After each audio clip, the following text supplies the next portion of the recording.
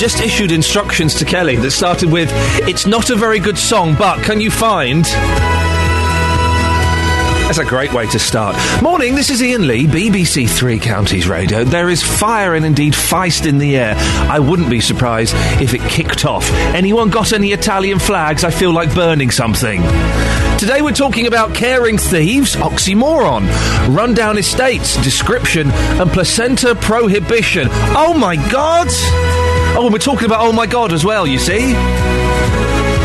Apparently, oh my God is offensive. Yeah, it's the thing that most people would complain about. I don't think it is. Oh, yes, it is. I don't think it is. If I were to drop the C-bomb now... Right, OK, yeah, fair enough, but don't do that. If I were to drop the MFI bomb... Don't do that one either. Exactly. But, you know, the milder end of the swears or some of the ruder things you say, yes, they are rude.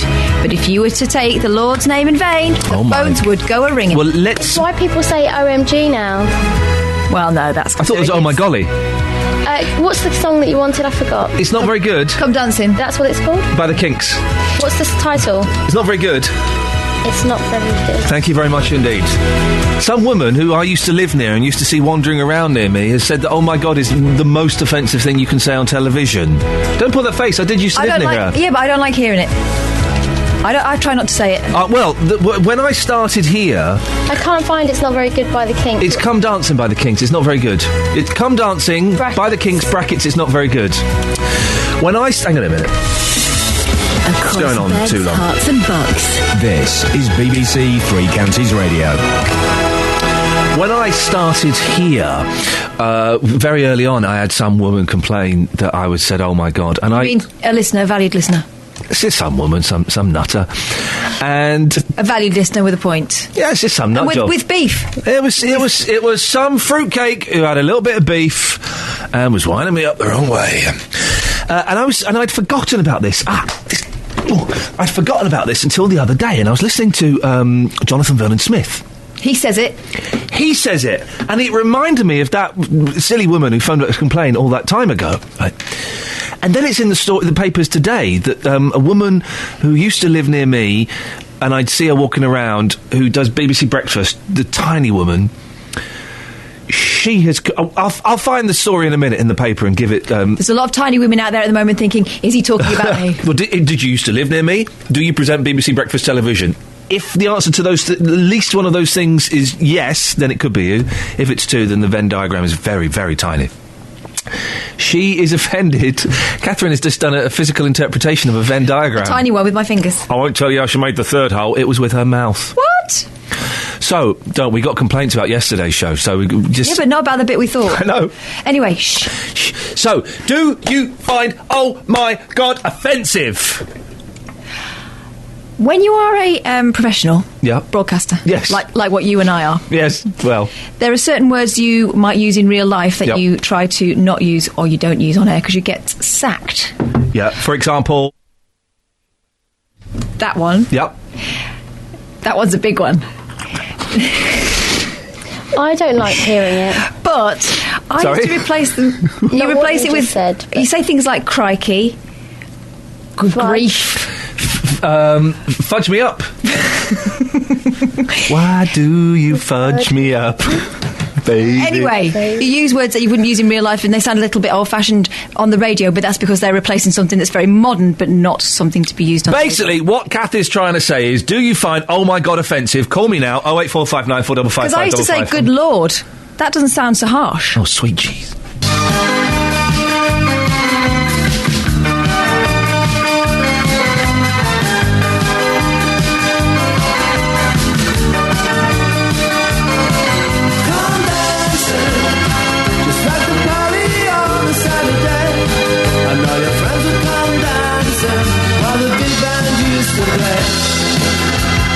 It's not very... Hang on, they'll finish. It's not a very good song. Oh, it's all right. I just fancied it. Isn't it? A bit of fun about something really sad. It's about his dead sister. There we go, the ending's good, All songs should end like this. You ready? It's got a proper ending. There it comes. This is it, here we go. Ooh. All songs should end like that. It just makes life so much You more should have had a easier. wow on the end. Now, listen, 08459 455 555. This is a very serious story that, well, kind of rings true with me, because this happened to my mum. Mm-hmm. This exact same thing. A Hertfordshire woman has been jailed for stealing more than £20,000 from two elderly women in her care. 61-year-old Elizabeth Hedger had been hired to look after the 91 and 88-year-old sisters from Welwyn when she helped herself to their savings to fund her gambling addiction. Well, Catherine has been joining this.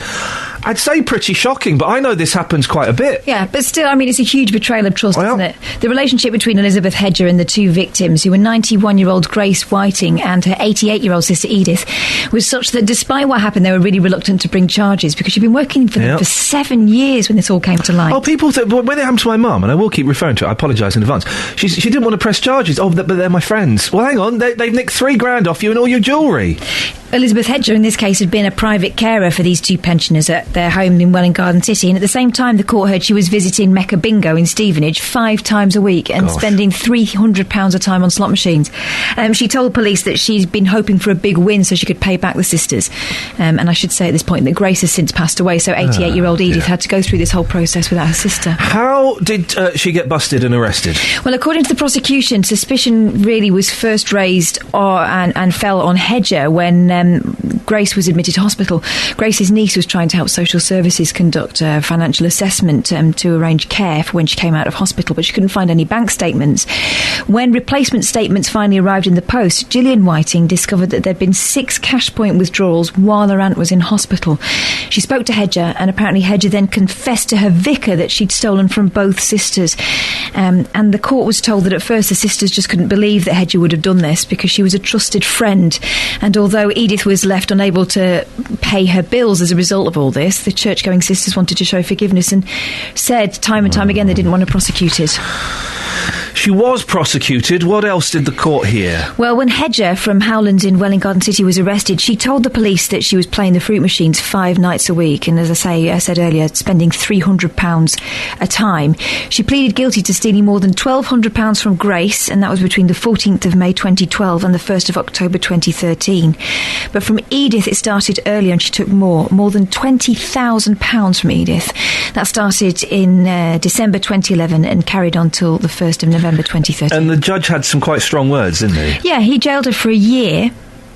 Gosh. Which, you may think £20,000 Do you know what? That's a pretty good sentence, really. Well, Judge Andrew Bright QC said that this was a callous breach of trust. Edith Whiting has been left with not enough money to pay her bills. She may have forgiven you, but I haven't. I mean, do you know what? This woman obviously has got issues and is obviously I would just make up is a gambling addict. But still, to take that much money from the trust. And when it happened to my mum, there were 2 of them. One of them got offered it. They nicked £3,000 from her bank account. They just kept going out and using her card. And my mum couldn't, was completely trusting and would... And she'd given them permission to use her card. Given them permission to use the card because they were getting money out for her. They weren't. They were nicking all her money. Oh. And they nicked all her jewellery. And then when we we got the police involved, and the police were excellent. They worked for a really big care company. And everyone they'd been around, they're like old women, blind women, women in wheelchairs. They nicked all their jewellery. And the awful thing about it is these are people who may have forgotten where they put things, so things go missing all the time, and you never can be quite sure whether they're given permission for. We had a big, not falling out, there was a big kind of thing in my family where my mum was saying she'd lost a ring, and we were getting quite angry with my mum, going, well, why did you take it, or where have you put it? These women had nicked it. One of them went to prison over Christmas. That'll learn you. But over 7 years, you've built up a relationship with these people. It's not like a stranger coming in, occasionally on a weekend. Very, very sad. What were the name of these 2 old ladies? They were Edith and Grace Whiting. Catherine, thank you very much indeed. 08459 455 555 if you want to give us a call on that. And also, oh my God, do you find that offensive? 6:17. And while I'm reading the news, Kelly's going to get a good song instead of Candy by Robbie Williams. Right. Don't do drugs, kids. Jen of Houghton Regis. Jen of Houghton Regis, who's not a fan, I don't think, is she? Oh, she loves to hate you. Good morning, Jen. Morning, Jen. Morning, Jen. Hi, Jen. Good morning to you, Jen. Hello, Jen. I wonder if her last name's Guh. And she's really tall. But her stomach keeps falling out. I think that's a pretty safe bet that it isn't. It isn't. It's card sharp, not shark. Exactly. I got it right. Yes. See Oxford English Dictionary. Oh my God, it's only offensive if it's abbreviated to OMG, says Jenga of Houghton Regis. Hey, I haven't got any beef with that comment. She's right. Maths in Hanslope. Iain, the lazy windmill at the wind farm near the M1 on the Northants Bucks border was working yesterday. Sing hosannas. And Rob says, card sharp. It's just like Skellington all over again. No, it's card shark. Use it in a sentence. I think the way to pronounce it is card shark. Use it in another sentence. It's card shark, not card sharp. He's got a point, Kath. 08459 455 555 is the telephone number. Now, the big tour is still running. Who'd have thunk it? And it's in Bletchley this week, where people have got mixed feelings about plans to regenerate one of the town's most run-down areas. The Lakes Estate was built back in the 1960s. Well, it's set for a little bit of a facelift with new housing and the possibility of demolition for a rather shabby block of flats called Serpentine Court. Joined now by local councillor Mohammed Khan. Good morning, Mohammed. Good morning. Mohammed, how bad has it got in the Lakes Estate? It's quite bad, but there's some good news coming up. They're going to demolish it soon, and they're going to build a new flat on it. So that's a bit of good news. So you're saying it is good news that Serpentine Court is going to be demolished. Why is that area so bad in particular? I mean, giving take, I've grown up in the area seeing it. It's quite bad that was in the early 80s. But things are much better now since there's 19 million being put in to regenerate the areas. Already 10 million been spent on the new housing. And including flat roofs, replacing windows, door, double glazing, exterior clouding, and a boilers, an external wall. And many houses look very nice now. Things are much better out there. The people who live in Serpentine Court, what's going to happen to them when it gets knocked down? When it's getting knocked down, the new flat will be built up right next to it, and basically they're going to move up there. They'll have an option to move up there. So they're moving from one box to another box. Is everyone happy about that? Oh, many residents I've been spoken to, they're quite happy with it. Obviously, they're going to have a brand new flat. So, yes, I mean, I'm sure they'll be happy with that. The current situation they're living on is, it's not really nice. I've been to many of them. How come it came to be so neglected, this area, Mohammed? I don't know. Over the last many decades, nobody, MK Council didn't do very much. Residents living in there, they're complaining to MK Council many times. It's been ignored. And some of the house condition is inside is terrible. And what kind of housing are they looking to build? They're looking for a mix, actually. There's going to be flats and housing there. Yeah. And is everyone in support of this, Mohammed? Because people get very attached, don't they, to where they live. Even if it's not particularly pleasant, they get very attached to where they live. So I would imagine that maybe some people are mourning the changes. No, I mean, there's going to be a massive residential referendum will take place end of this year. So everybody will have their say. There's a master plan in there, so everybody will have a say on that, how the flat's going to build everything there. Mohammed, listen, maybe we'll speak... have we got a time scale for this? Do we know when this is going to happen? In about 3 years' time. OK, well, maybe, listen, if we're all still alive, Mohammed, maybe we'll speak then and discuss how it's going. OK. Let's keep our fingers crossed. Mohammed Khan, thank you very much indeed. All songs should have a definite ending. This fading out nonsense that seems so popular with modern music really is completely unnecessary. 08459 455 555 is the telephone number if you want to give me a call. And that's pretty much what Chris has done. Good morning, Chris. Good morning, Dean. Hi there, mate. Dean? Ian. Team Dean. Yes, Chris. Team Dean, yes. Are you going through your time war period, and are you really 85 this year? Because every record you've been playing today has been from the 60s or 70s. Incorrect. No. Most of them were. Well, hang on. We've only played 3. Yeah. You are correct. 66% of the music we've played today has been from the 1960s. None has been from the 1970s. Okay. A third has been from the 1980s. Okay, you missed out the 70s. Do the 70s, do the 90s, and get back up to date. Okay. Any suggestions on what you'd like us to play, Chris, for Team Dean? Nothing at all, because whatever goes through your mind, I haven't got a clue, so I'll leave it entirely up to you. Chris, I don't understand what you just said there, but thanks very much. Call 08459 455 555. BBC Three Counties Radio. Standing up for? Health reasons. Oh. Have you not read the papers? No. Sitting down for too long increases risk of cancer. Well. Yeah. Kelly? It's in the papers. It's got to be true. Which paper, though? It's in the Mail. I'm surprised it's only a tiny box. Yeah. Sit down less often if you want to avoid cancer. Ward's researchers. My mic just go up. Hang on. Do you think they were standing up when they wrote that research? Oh, there we go. The risk of developing some cancers rises by as much as 10% for every 2 hours more a person spends sitting than normal. Scientists came to the conclusion after pooling the results... Are they saying that people with cancer are lazy? I don't know. Scientists came to the conclusion after pooling the results of 43 studies. Oh, I'm going to sit down. Yeah, actually, it's a little bit... I'm going to take that gamble. No, I'm standing up. You're going to stand up? Are you? Are you? Yeah! That's what I'm talking about. She's tiny. She's a wee lady, and we made a joke about her height. But still, if she lives longer than us, we will not be the ones laughing. She'll be laughing. If she comes to my funeral and laughs, then someone slap her. They'll be laughing with me. No one's going to laugh at my funeral. I want my funeral, this is true. I want my funeral to be... I want everybody to be sobbing. I want them to get some of those old Greek women, the professional mourners that come in black and they just cry. I want everyone cry. I want people to tell funny stories, but everyone is so moved that they can't even laugh at the funny stories. It makes them cry even more. And I want a really hot woman, like maybe someone famous, to throw themselves on my coffin as it's lowered into the ground. So you want to be buried? Yeah. Oh, yeah, of course I want to be buried. I want to be burnt in case I'm still alive. Yeah. Oh.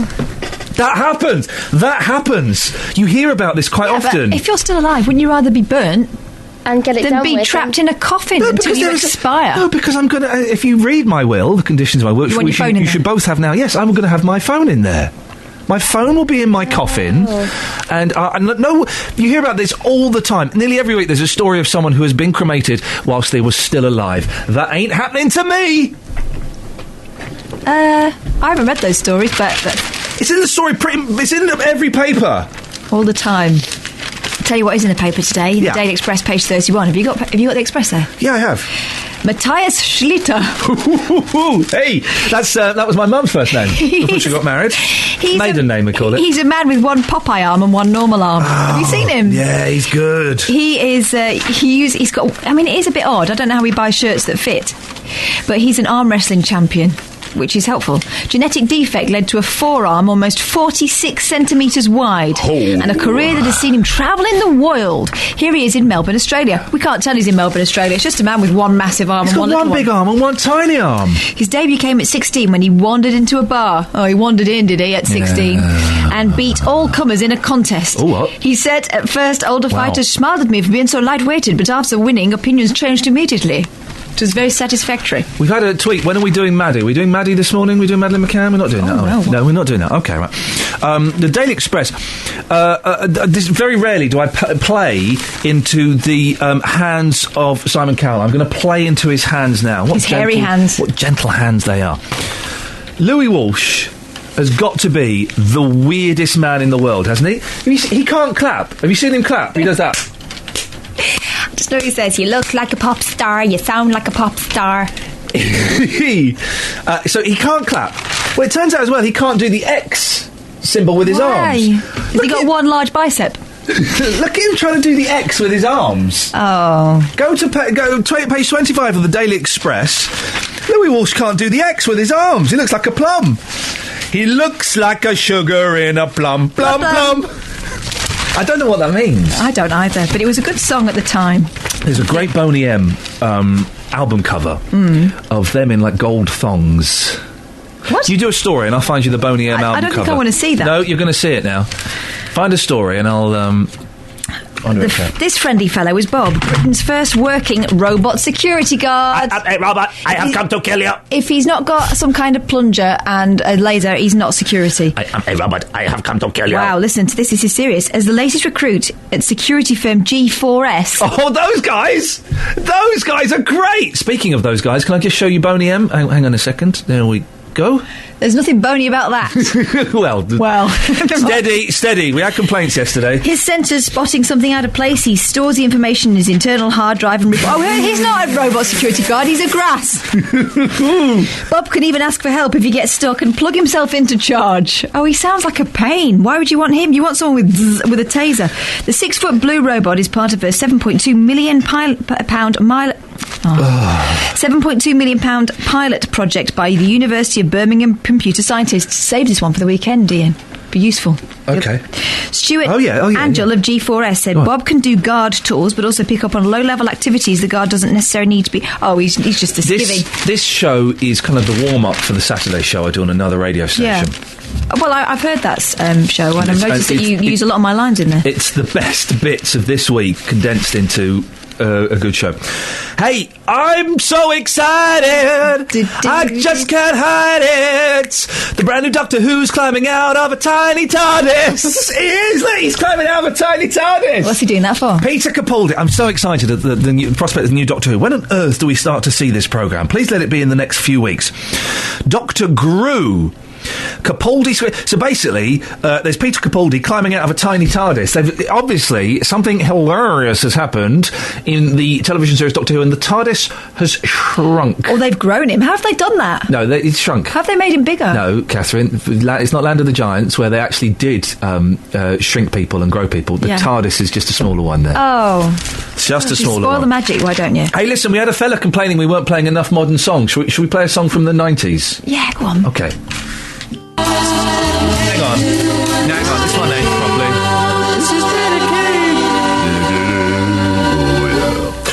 What? They sure can sang, those 1990s groups. Can I just say, the Mamas and the Papas, can we do a phone-in on bands that were at it with each other? Oh. The Mamas and the Papas, anybody? Oh, yeah. Fleetwood Mac, guys. The Beatles, probably not, but... Blue a bit, apparently. Blue a little bit, yeah, they're a little bit blue, a little bit raunchy, something for the dads. Yes, what have you got? This, on the front page of the Times, I can't believe we missed this one. Parents should be fined if they miss parents' evenings. Oh. Fail to read with their children or allow homework to go undone, the Chief Inspector of Schools said. So Michael Wilshaw said that teachers must confront bad parents. You're a bad parent if you miss out on any of those things. Oh. Who do not support their children's education, as he accused white... Jacques Luz. I'm Inspector Clouseau. He accused white working-class families of no longer valuing education as a way to improve their family's prospects. I'm Inspector Clouseau. Get a bit.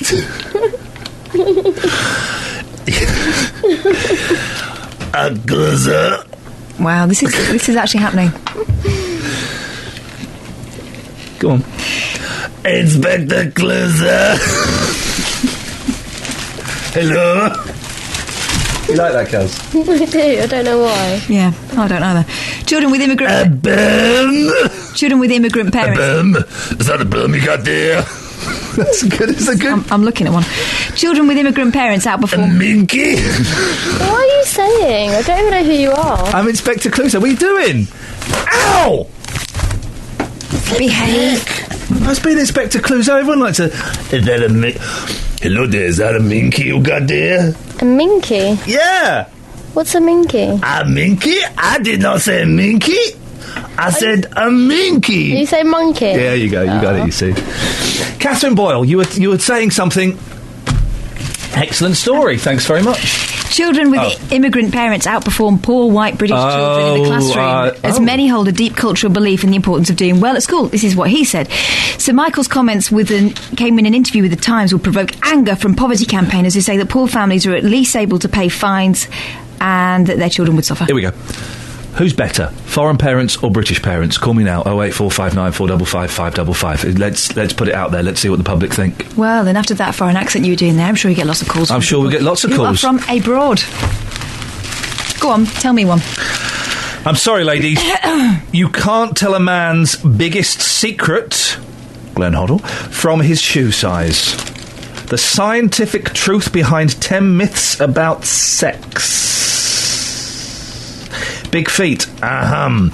Many people think you can size up what a man's ahem is like by looking at his feet, his hands, or his nose. Big feet, big disappointment. Interestingly enough, the connection between big feet and big Socks. has some roots in science. In fact, here we go, this is true then. There is good evidence that men with big feet have bigger Personalities.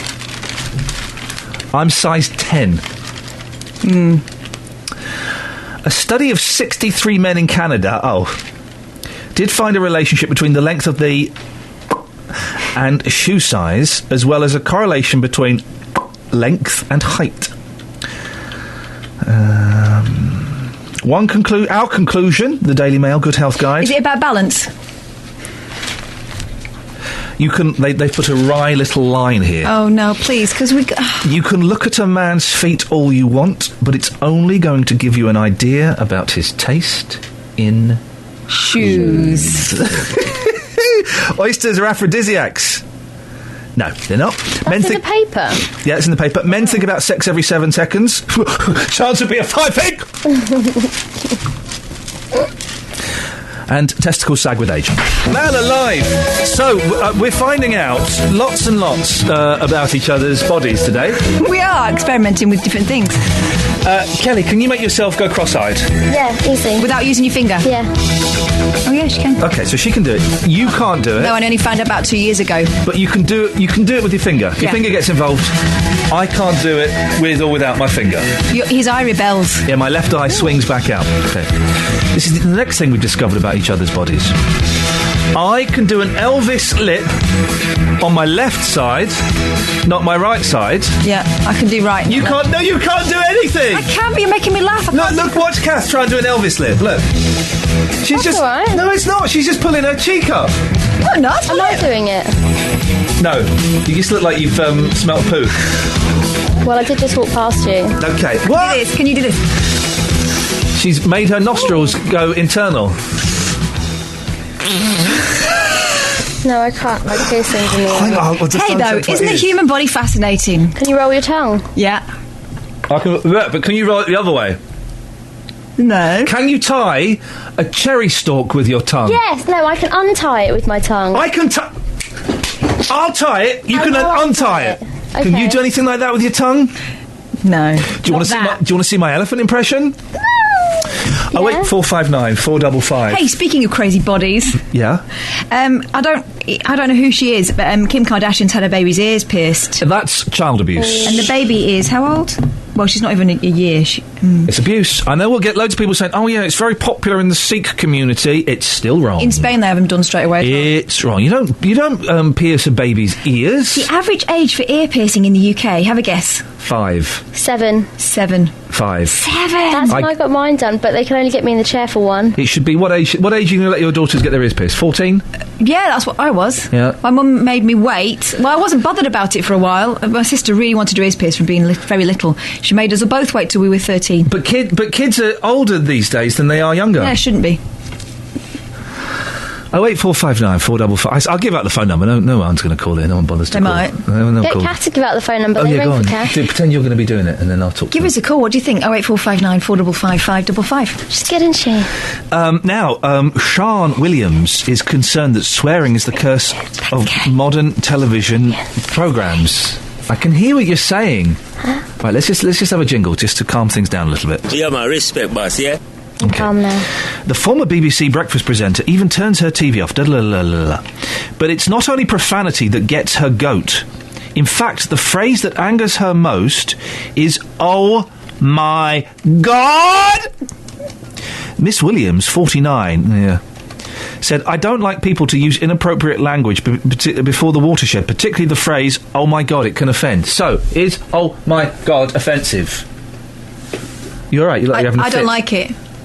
I don't like it. But is it offensive? I don't. That's the question. Does Cass like it? It was because we know the answer to that now. We know the answer is no. She doesn't like She doesn't it. like, and that wouldn't have been much of a phone-in. Does Kath like it? 084. We know the answer to that. It's no. But Although, if you want to call in on that, 08459 455 555. Oh, she's so good. Makes me Call want me to call now. in. no one is as good. No one is as good as Justin Dealey. Justin. Respect to you, boss. Respect to you. Respect. Big up yourself, Deals. Big up yourself. Yes. Now, Respect. Sean I don't even Williams. say the T in respect. That's how much respect I've got for you, Deals. I've got a lot of respect for you I as get that well. word out as quickly as I can when I'm talking about you, because I don't want there to be any confusion at all. I am giving you maximum respect. Word. So Sean Williams, the former BBC Breakfast presenter, says that she is offended by this term. Ian, I have been on the streets this morning asking people. What I would say, actually, before I mate. play this, please, Yes. I used to do the phones on the Please. Breakfast Show, so I kind of worked my way up here at Three Counties Radio. To what? And, well, reporter Oh, yeah. on the Breakfast Show of the year. Okay. This is kind of big time nowadays. Yeah. But I used to get lots of complaints about this. When anybody said, oh my God, the phones used to ring, and people would complain. They're not ringing now. Well, I've been asking people on the streets this morning, are they offended by this term? Here's what people had to say. Nah, not at all. I think it's petty. I think they're silly. Need you get a life? Yep, they do, mate. First thing in the morning is hard for me to do this, but yeah, they need to get a life. It's a bit stupid, isn't it? Calais, the term, oh my God, when you hear that on TV, does that upset you? Do you get offended by that? Not really, because I do say it as well. I say it at times as well. I say, "Oh my God!" When you're surprised, you're not meant to say it in a religious context. You're not really meant to say it, but but people do say it. They don't say it to offend God. They just say it. Sometimes they say it they use it as a surprise. They use it they don't say it to insult people. And you're a religious man, aren't you? Yeah, in my own context. That's my own definition, that's my own interpretation of, oh my God. I mean, I get what you're saying completely. Can you understand why anybody would pick up the phone and complain to a television organisation about that term? You're a religious man yourself. Can you understand why people might do that? People take religious interpretation to a certain extent, That's how they interpret it, like, oh my God is meant to be very, very offensive. As I'm saying, I don't find it very offensive. So people are taking it too seriously, they're too sensitive. Yeah. No. I don't know why they complain. Do you think they're rather strange for doing so? Yes. I mean, I know you take God's name in vain and everything else, but I don't think so. Just way too sensitive these days. Very much so. All right, love. Not at all. It just sounds funny to me. So when you hear it on TV, it actually makes you laugh? Yeah, lots. Well, there's no one there that seemed offended by it. I mean, the morning is very young. It's Ian, so young. But, I'll be fascinated to hear from people about why they are so offended. That man is very religious in that piece, and he was saying you're not meant to say it, of course, but when you say it, it's not meant to be offensive. Don't get offended by it. It's just a term that people say, almost like a term of surprise. Oh, my God. So Don't get it twisted, guys. Exactly. Come on. Don't be offended. Live a little. Just live a little. Justin, thank you very much indeed. I don't like it. Like it. We know that we've established that as the ground rule. My here. 5-year-old came home from school saying it a while ago, Yeah. and I've had to drill it out of her. I wouldn't say That's it in so front horrible. I wouldn't say it in front of my boys. No. I wouldn't, even when they're exposing themselves to me, I still would not say it to them. 08459 455 555. So a few things to talk about this morning. OMG! Oh my God! Do you find that offensive? I've had complaints when I've been doing this show before for saying it. I wonder if Jonathan has had complaints, because he says it quite a bit. And also, Kim Kardashian's had her baby's ears pierced. Oh, it's abuse, isn't it? Not a word I use lightly. You don't do things to children's bodies like that without their consent. She's treating her like a handbag with pierced ears.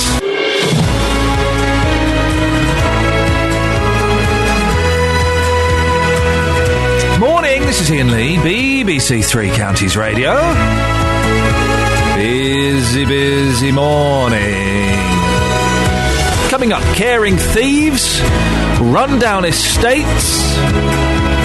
Are you offended by oh my God? And come on, putting earrings into the ears of babies, that's abuse, isn't it? There can't be a sensible, caring parent out there who thinks that's a good thing to do. Why would you do that to your kids? 81333, start your text 3CR, or you can give me a call, 08459 455 555. Across beds, hearts and bucks. This is BBC Three Counties Radio. Dawn has texted in. I get offended by OMG, as God is real to me, but I wouldn't complain, as I know people don't believe what I believe. I tell you what offended me in Simon Oxley's bulletin. Shall I tell you what offended me? What's that? Clegg. Nick Clegg. We're going to make the food. Tell me what's wrong with this sentence. We're going to get rid of chocolates and sweets. We're going to make the food more healthy, and we're going to make the food more tasty. Healthier. And? Tastier. Thank you very much indeed. What a basic error. I know it's a small thing. He's banging on about school. Speak proper. He needs to speak more proper. He needs to speak more proper, like what we do. Healthier and tastier. Kelly, repeat after me. Healthier. Healthier. And tastier. Tastier. Clegg is a plum. Thank you very much indeed. 08459 455 555 is the telephone number. Now, when your relative is being cared for privately, you always hope that they're going to be in good hands. Sadly, it's not something you can count on. A carer from Welwyn Garden City is starting a year-long prison term for stealing more than £20,000 from her two elderly clients. 61-year-old Elizabeth Hedger had been working for the Whiting sisters for 7 years when she got caught withdrawing cash to fund a gambling addiction. Well, Marion Birch is the Chief Executive of Age UK in Hertfordshire. Morning, Marion. Good morning, Ian. Now, the very, very similar thing happened to my mum. Some carers who were supplied by the council, by a big company, basically they nicked $3,000 off her and all of her jewellery. So this does happen. How common is it? Well, very fortunately, it isn't. There are thousands of carers around the Three Counties area, all beavering away. They're probably all out there now helping people get up and ready for the day. So, most carers are very honest, totally reliable, and care very much for the people that they're working with. So, fortunately, it doesn't happen very often. But of course, when it does, it can have devastating effect for the older person. And it is a real betrayal of trust, isn't it? Because if you are the client, you are inviting these people into your home. They're often doing very intimate things with you, and you develop a very close relationship, don't you? Or you can. That's right. I think sometimes, of course, with that close relationship, you can get boundary issues, and I think sometimes it's when you use agencies or charities for caring, it's sometimes almost worth using a team of carers. So that one-to-one relationship doesn't get too deep, if you know what I mean. So I think sometimes you need a team in there, and sometimes when there's a team, one of the members might spot this if there's something something not quite right. Is there anything that family members can do to ensure that their loved ones are safe? Well, I was going to say use a reputable agency or charity, but you've just knocked that one on the head. No, Ian. I know that these agents, and this was a big agency, I won't mention it obviously, but it's a big one, and they do have screening processes, but it's not always going to stop a wrong and getting through, is it? No, I mean, for example, at Age UK Hertfordshire, we have a Help in the Home scheme covering the whole of the county. We take 3 references before we employ anyone, and a criminal record check as well. Of course, that would only pick up someone if they've been caught, but we do that, and it's renewed every 3 years as well. But of course, we take over all that worry when you employing people is difficult these days, and we take over all the worry of that supervision, and hopefully we would spot problems of behaviour of the carer or health problems. We deal with all the national insurance attacks, sickness cover, holiday pay, all the issues that you need when you're employing someone. We take all that worry away, and hopefully our supervision systems would ensure that we would spot anything that's not quite right. We also have a scheme called Home Matters. That's a free scheme. When we have a team that will sort out people's domestic administration. And I believe this situation got spotted when a relative came in to sort out the finances of these ladies. And we do have this scheme called Home Matters, when it's financial paperwork, domestic admin is sorted out for people, and sometimes then problems can be spotted. But I would say, if anyone's in this position, contact their local Age UK, for advice and support. Our information line number 0845 601 3446, and we can give some advice or support, or just point people in the right direction. Because if there is a safeguarding issue, we probably need to involve the police or the local authority as well. And this is something that the police take very seriously, isn't it? Yes, it is. They're very, very good. Yes. I suppose one of the things, the way we caught the dodge pots who were nicking for my mum is I checked her bank statement. That's right. And it was like, hang on a second, this isn't right. And that's one of the I guess one of the things, if it's appropriate, that family members can do, isn't it? That's right. And so, if they haven't got a family member that can help, so I mentioned our Home Matters, which is totally confidential. All our team know that, our whole organisation knows that, and we can help someone go through their bank statement and just to check the items off and say, do you know what all these items are, for example, and hopefully that will give them some reassurance. I imagine that this problem would be eased slightly if carers were paid, what they were worth. And this isn't a knock on you at all. It's the whole industry, isn't it? Carers do, for the most part, an incredible job. They do a pretty lousy job, and they don't get paid that much money, do they? Well, we in our organisation make sure we pay the living wage. We don't do the minimum wage; it's the living wage, and we always keep up with that. So hopefully, that will help. But I think in this situation, it sounds as if the woman had a gambling habit. She had so issues, I think that's probably, even if she was earning an awful lot more money, the problem might still have arisen. Oh dear, it's a very sad story, but as you point out, it is a rarity that it happens. So onwards and upwards. Marion, I appreciate your time this morning. Well, all I can say is, if anyone it has brought up any issues for people listening, do get in touch with their local Age UK, because we can help. Marion, thank you very much indeed. That's Marion Birch, Chief Executive of Age UK in Hertfordshire. Call 08459 455 555. BBC Three Counties Radio. It's a really big stretch there. So big I thought my head was going to pop off. I really did. Wow, I literally that's a large stretch. I'm going to join you. I've already done one. We've had some Facebook action. Oh yeah, go on. Is that still going on? Yeah, it's still going on. Johnny Wilson talking about the OMG question and whether "Oh my God" would offend you. Oh my God, I can't believe it. I've never been this far away from home. It probably offends religious folk, says Johnny. We can't say anything without upsetting somebody. This country's gone top soft and too sensitive. Top soft? I've had that. Top soft and too sensitive. You don't get... Kelly surprisingly made a good point earlier on. You don't get people around going around, if they bash their toe, going, oh, flipping Allah. So, you winced there. Yeah, I did. Am I in trouble now? But you don't. It doesn't have the same cachet, does it? No, I think they're a bit more careful about the words they use. I think it's got more of a cachet, in fact. We've been desensitised to the word. We have more respect for that word. Well, this is historically a Christian country, so it kind of makes sense to me that it's acceptable for us to lightly poke the finger at Christianity and God and Jesus, because he's been here. I mean, he's been here for hundreds of years. Not literally. Well, maybe literally. Thousands. I think you're right with thousands. Thousands. He's been here for thousands of years in this country, living in our hearts and in our churches.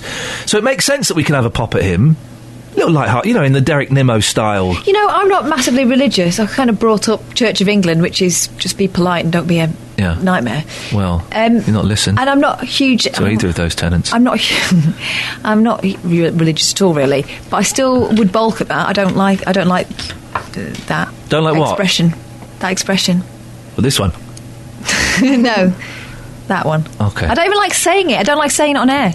I don't like saying it in real life. What if someone goes, oh... I don't like that. No, that's worse. That is worse. You don't drop JC's name in vain. I told you when my boy, I told my boy off the other day, and he went, oh, Jesus. And my heart sang, oh, God, this is going to be awkward. I said, what did you... said God. Yeah, I know. I said, what did you say? He said, nothing. He got all coy. I said, what did you say? He said, you're not in trouble. I just wonder what you said. He said, I said, oh, Jesus. I said, is it because I told you off? He said, no, it's because I'm making a cross out of Lego. And They've been learning about Easter, yeah, he'd been learning about Easter. So he was actually saying the Lord's name, full stop. Not take in vain out of that sentence. It's weird. It's just words. It's just words, isn't it? It is just words. I think there are better words. There are some really good words. There are. And I just don't like that one. We could replace it. What did you want me to say yesterday? Fudge bucket? You could do that one. Gosh, we've already replaced it. Be That's the whole careful point, how you isn't it? say that, though, because that could end badly. Yeah. Fudge and pickle. Fudge and pickle. But we've already got gosh and gore blimey and all those things where some people get offended around it. Yes. Some people get offended by gore blimey because they know you're there'll trying be not some to say 93-year-old who's going, oh, he's saying gore blimey. Well, let's so for yeah, God, but are they really offended, or do they just want to flag up the fact that they know what it means? Yeah, maybe. Call 08459 455 555. BBC Three Counties Radio. Morning, this is Iain Lee, BBC Three Counties Radio, 08459 455 555. Now, we're talking about Bletchley's Lakes Estate this morning as part of Three Counties' big tour. It's rated as one of the most deprived places in the country, with levels of child poverty and unemployment on a par with areas like Toxteth and Brixton.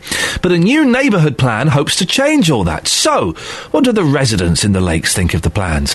Joined now by Jeanette Marling from the Lakes Estate Residents Association. Morning, Jeanette. Good morning. What do you think about these proposals? They're meant to give more power to local residents, so I would imagine you've had a big say in what happens. The Residents Association, myself, I have sat on task and finish group, as it has been called, that's been tasked with taking the neighbourhood plan to through to the referendum, but unfortunately not many residents have been involved throughout the process. There's been very small numbers of people who have actually got involved and given their views at various stages of the process. Okay, so you've not been particularly involved, but what do you and the residents think of the plans?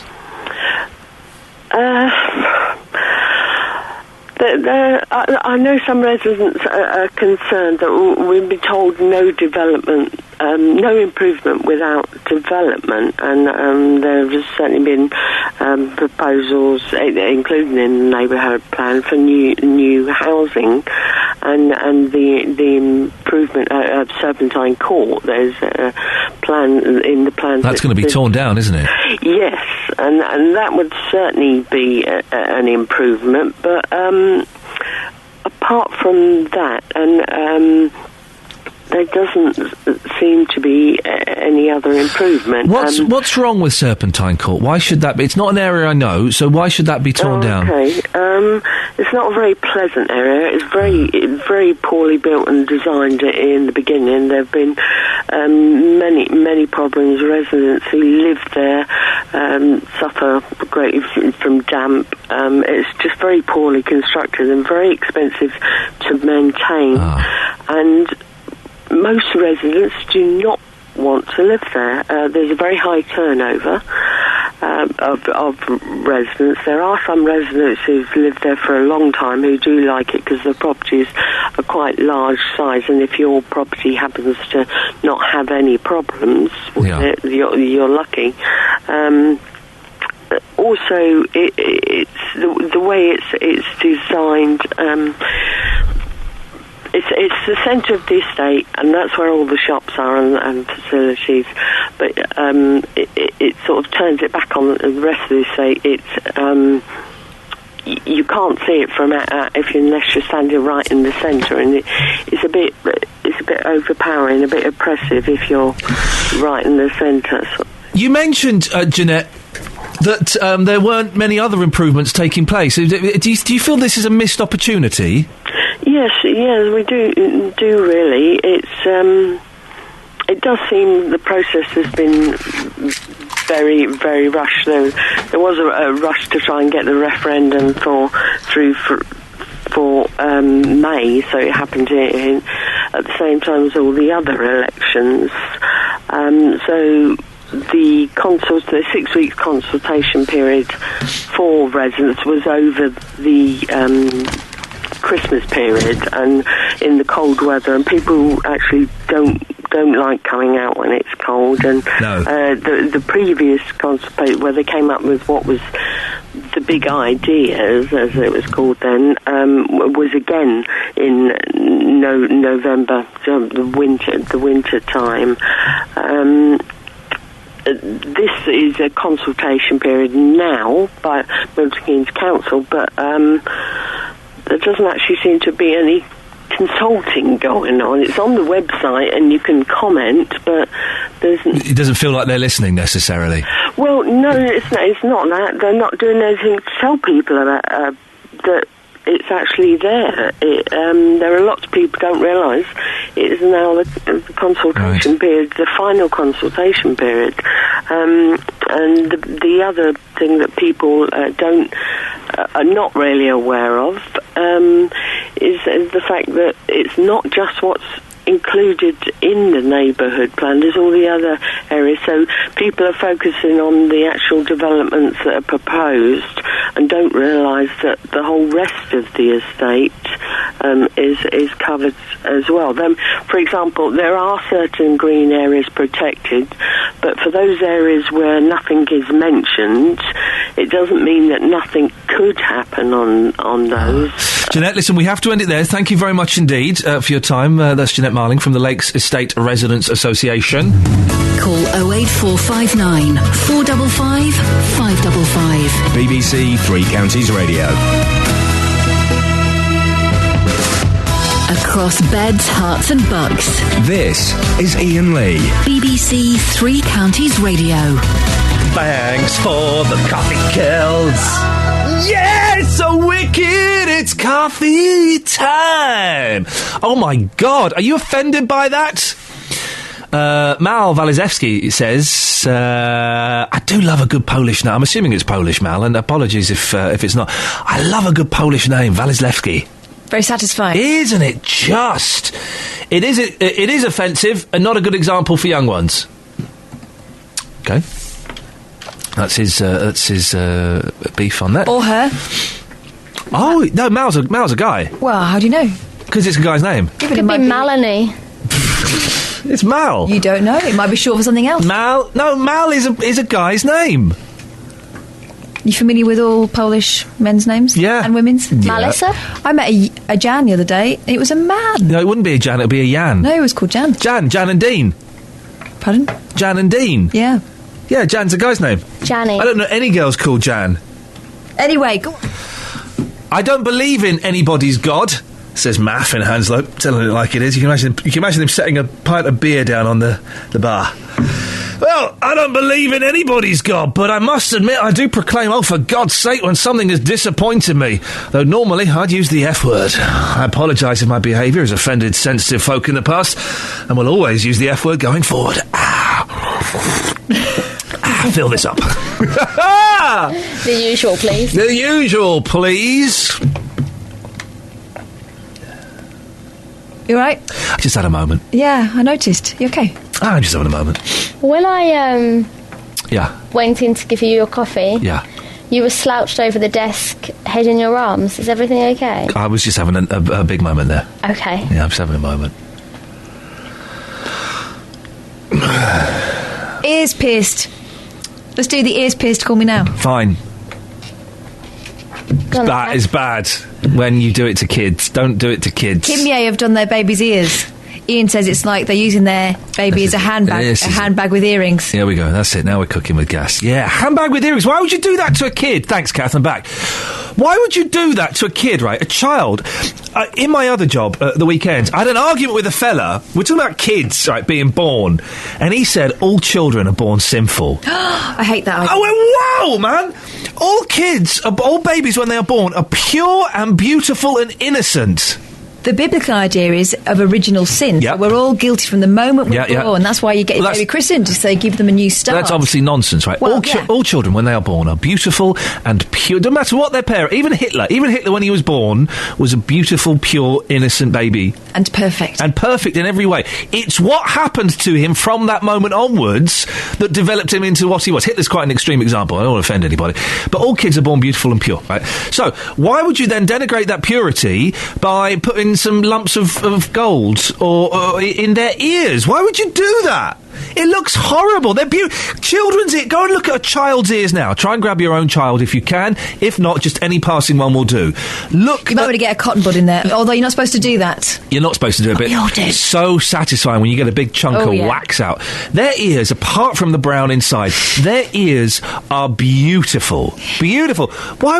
Why would you want to do more to it? Well, for some parents, they think it's like putting a cherry on top. They're celebrating the beauty of their children by making just a bit more snazzy. And while you're putting the earring in, why not pierce their belly buttons, put some lippy on, and get some rings on their fingers and give them hair extensions? Don't. Some parents would. Some parents do. Some parents are evil, cruel people. They're the same sort of people who dye their pets pink.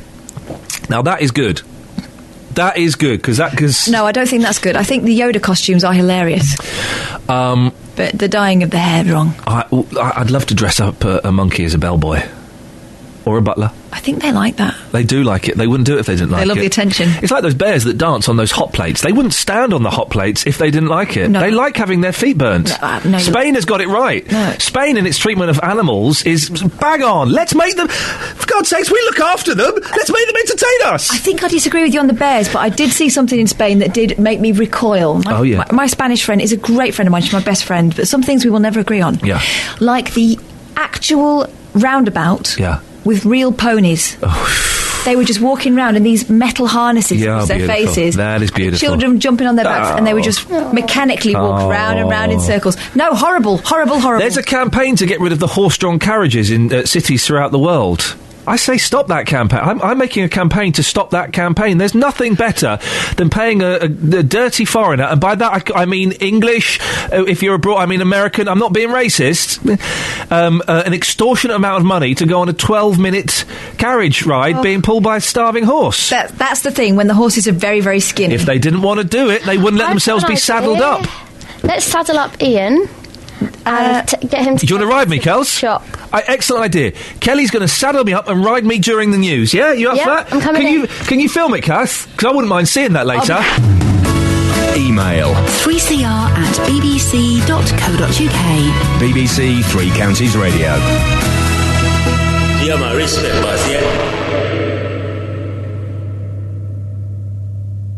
Oh, 8459 455 555. Oh my God, does that offend you? I tell you what offends me is putting earrings in babies. This is good. Says Jerzy Bolowski. Well, who's Jerzy Bolowski? Oh, that's Jerzy Bolowski is it's a character. It's the landlord. Who knows who Jerzy Bolowski is? The landlord. Whose landlord is he? It's the young one's landlord in The Young Ones. Oh, yeah. Alexis Howe, yeah, there we go. I'm surprised that popped up into my head. Jerzy Blautsky is texting us. I've got an idea for the Kim Kardashian school of parenting: baby tattoos. She could start with mother on the baby's arm, then move on to the full sleeves that every Tom, Dick or footballer has nowadays. That's not a bad idea. If you're gonna shove earrings into your child's ear, why not tattoo them? If we're decorating babies. Decorate babies. But you can take earrings out. No, you can't. Of course you can. No, you can't. My husband had two in one ear, and they still got little holes. Right now. And you can't take them out. I had a piercing up there, and that's closed up. Yeah, but you can still see it, can't you? No. Show her. Let us study her ear. Where? Exactly. You didn't have one. She had it up the crease, though. So. One of those ones at the top. Yeah, that doesn't count. And also, once you've got an earring in, you can't take it out. They're closed metal. Would you like me to take my earring out right now? No, you can't. Well, I have. Okay, you just pulled a different earring out from behind your ear. That doesn't make sense. You don't have your ears pierced. Yes, I do. No, you don't. Yes, I do. Well, you haven't got earrings in. Yeah, but they're pierced. I can if I want. I could do it now. Go on then. Well, I haven't got any earrings. Exactly. But if I did, you see, Peter. You see the people I'm arguing with, Peter. Yes. Oh, Peter, what do you want to... Sorry, what do you want to have a whinge about today? Well, I was going to say... You're all right, you sound a little bit poorly. You tired? No, I've had a bad cold for a week. Oh, you sound a little bit rough, mate. Yeah, certainly a very bad cold, and never had one like it. Oh, anyway... You feeling better? Yes, I'm getting towards the end of the cold. Did you have a steam? Pardon? Did you have a steam? A steam, no. A steam? No. Why? Well, because I didn't. You should have... This is the thing, okay? This is my top tip for everybody who's got a cold. Go and have a steam. Go and sit in a steam room and have a steam. Well, you used to do that with Fries Bolson once. Who's Fries Bolson? Wasn't he the first newsreader on the BBC? It was if you like... I do like. A fragrant sort of smell that came up and cleared your head. Here's the thing. Yeah. What do they make smelling salts from? I have no idea. No, nor do I. And you don't get... Because I'm old enough to remember, Peter, when women carried smelling salts in their purses or their handbags. Oh, yes. Every woman, my mother, had some smelling salts in her handbag, just in case someone fainted. Now, I've never seen anybody faint. I've only fainted once. It was brilliant. I wouldn't mind doing it again. But... what's in them smelling salts? How does it wake you up from a faint? And why don't we carry them anymore? Broken Britain, isn't it, Catherine? I can answer the last one. Go on. Women used to rely on smelling salts a lot because they couldn't breathe properly because of the corsets. So that's why they used to have attacks of the vapours. But my mum didn't wear a corset. Did she faint a lot? No, but she had smelling salts. That's what I'm saying. In the 70s, No, not in the 70s. Oh, yes. There wasn't snuff. No. Snuff was big in the 70s. No, the up the nose or the... Yeah, I've tried snuff. Well, I'm sure you have. Oh, okay. 08459 455 555. It makes your hanky dirty. Women, it's just like taking nicotine straight up your... but it makes a right old messy hanky. It's good. You put it in that little... Have you ever done snuff, Peter? No, not at all. You put it in the... I'm trying to find it. Where's the little hole in my thumb? People do get cancer of the nose from snuff. They do. You know. They do. I know. It's very dangerous. Absolutely. We went through a thing at school of doing snuff. Oh, dear. I know. And then we discovered. No. Anyway, you put it in the sort of crook of your thumb. You do that, and it. I might get some snuff today. Actually. No, don't get some snuff today. It's disgusting. But 08459 455 555. I'm right on this one. Women were carrying smelling salts as late as the 1970s. Also, at the time that women were carrying fruit knives. What? Whoa, Peter, you know what I'm talking about, don't you? Well, there's so many things in their handbags in those days anyway, you couldn't keep track of them. It was like Aladdin's cave. No, hang on. It was like the land of Narnia. Basically, women, and I'll let you have a whinge in a minute, Peter, don't you worry. Okay. In the 1970s, and I would say up until about 1982, women would always carry in their handbags smelling salts and a fruit knife. A fruit knife to cut fruit or maybe peel an apple for a child. It's true. Knives in their bags. Yeah, It's just a Slough thing. My mum would take it on holiday. We go if we went abroad. We bring the fruit knife. Yeah, imagine that before the tragedy. 08459. I've not been able to carry knives around. Damn you, Al Qaeda. Have you actually got to Peter's point yet? Not yet. No. Just checking. Peter, what would you like to have a whinge about? I was going to say about presenting on the radio. Are you looking for a fruit knife, Catherine? Yeah, I definitely haven't got one. Okay. Yeah. Right, do you want a job, Peter? Because I tell you what, there could be one going. I need a new stand-in for when I'm next off. The last one was well, mind you, talking about fruit knives, the hat pins was even more lethal. Hat pins. And that's what the ladies in India should carry. That would certainly stop them being attacked, shouldn't it? Yeah. Just a point anyway. Yes. If a presenter's talking about any subject at all that he wouldn't talk about to his own children, then he shouldn't be talking about it on air because he's talking to other people's children. It's an interesting ethical point that you raise. Yeah. And it's a point that I have considered, and it is a dichotomy. Dichotomy, is that the right word? I'm not sure. Okay. It's certainly a dilemma. Dilemma for murder. It's it's a dilemma for murder that I have. Mm-hmm. And I change people's names to Richard when I hear them saying things that I don't agree with. Why'd you call them Richard? Well, it's a cryptic remark. You can shorten it to the original if you like. To Rich? Are you making cryptic remarks in front of my children? Cryptic remark is not something that a child would pick up on. My children are very intelligent. Well... Well, they believe that tiny door... Shh. OK. But, Peter, do you know what? The fairy door is real. It's a really interesting point you raise. Yeah. And it's a dilemma I have. I do sometimes say things on the radio that I wouldn't say in front of my children. You're right. I like you totally as a character. Absolutely. But you're more intelligent than you try to make out. But I mean, I even noticed you went on Radio 5, same as me. Thank you very much, yo. We're going up in the well, Peter. Absolutely. Peter, always lovely to talk to you. Thank you very much indeed. It's a good point he makes there. It's an okay point. Because this isn't a children's programme. No, and we should be able to talk about things that adults talk about. No. But you just do it carefully. No. Yes. No. Yes. No. Yes. No. But yes. No. Full stop. End of book. The book is finished, sent off to the publishers, is published. You can't even, and it's got paper that you can't write on when it's in the shops. I can't believe a talk show host is closing down all lines of communication. No, because you are 100% incorrect data. Why? Syntax error. I don't remember what the point was you made. Just said this isn't a programme for children, but Wrong. Children are... Whoa, wait. Children are listening, so we must be careful. Exactly. Exactamundo, Officer Fonzarelli. But they wouldn't be interested in anything we're talking about anyway. Shut up, so man. do we just focus it towards... What do you mean they wouldn't be interested? We just talked about Jerzy Bolowski from The Young Ones. Kids love The Young Ones. No, they would. This isn't a children's show, but it's 7:40 in the morning. Yes. There are literally dozens of children being forced to listen to this by their boring parents. Yes. OK? So they will hear this. Yeah, that's what I said. Now, so you agree with me? So we can talk about stuff, but just be careful. I don't know how she won that one, Justin, but she did. Morning, Princess. You well? Did you? No. I'm confused. Let's move on. What have you got for us, Just? Well, you're talking about Sian Williams this morning in the Daily Mail, the former BBC breakfast presenter, saying that swearing is a big turn-off on TV. I think we'll all agree with that, but she says... Whoa! No, we wouldn't all agree with that. No? I think at the appropriate time, a well-placed FS or other bombs, I think they can add gravitas, impact, and can be very, very funny. But you know the problem these days. People are using it to try and be funny.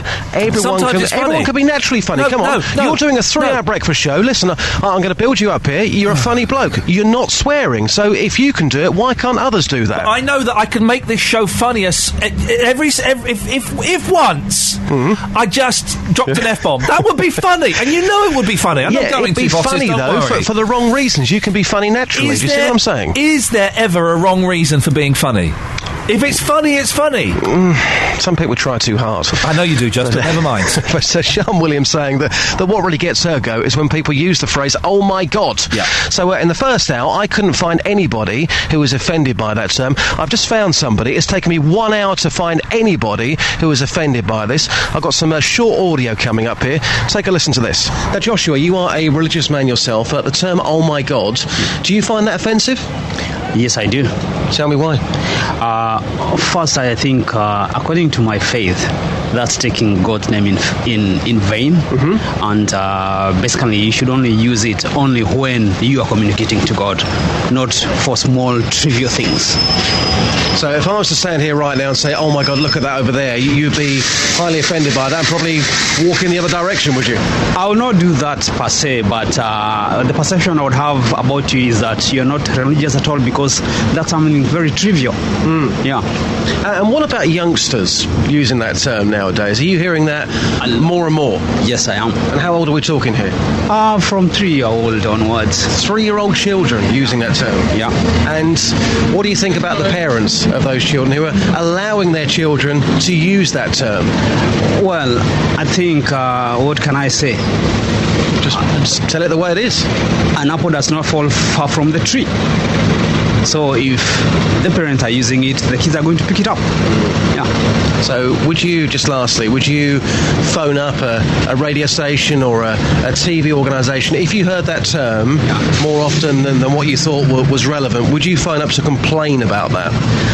I I think complaining, I don't think is going to bring the desired results, because if you look even in the music industry, the term is being used all the time. So it's moving more from a religious term to an entertainment term. Yeah. It's never going to stop now, is it? I don't think so. Thank you very much indeed. You're welcome. There you go, that's He was Joshua. good. He was good. He made a lot of sense. The only person so far this morning in an hour and a half who was offended by the term, oh my God, how are you getting on the phones? Anybody who's offended? No one's offended on the phones. We've got a couple of tweets. Michael says, as a Christian, I am offended. I can just about stomach OMG, but hearing it in full makes me very upset.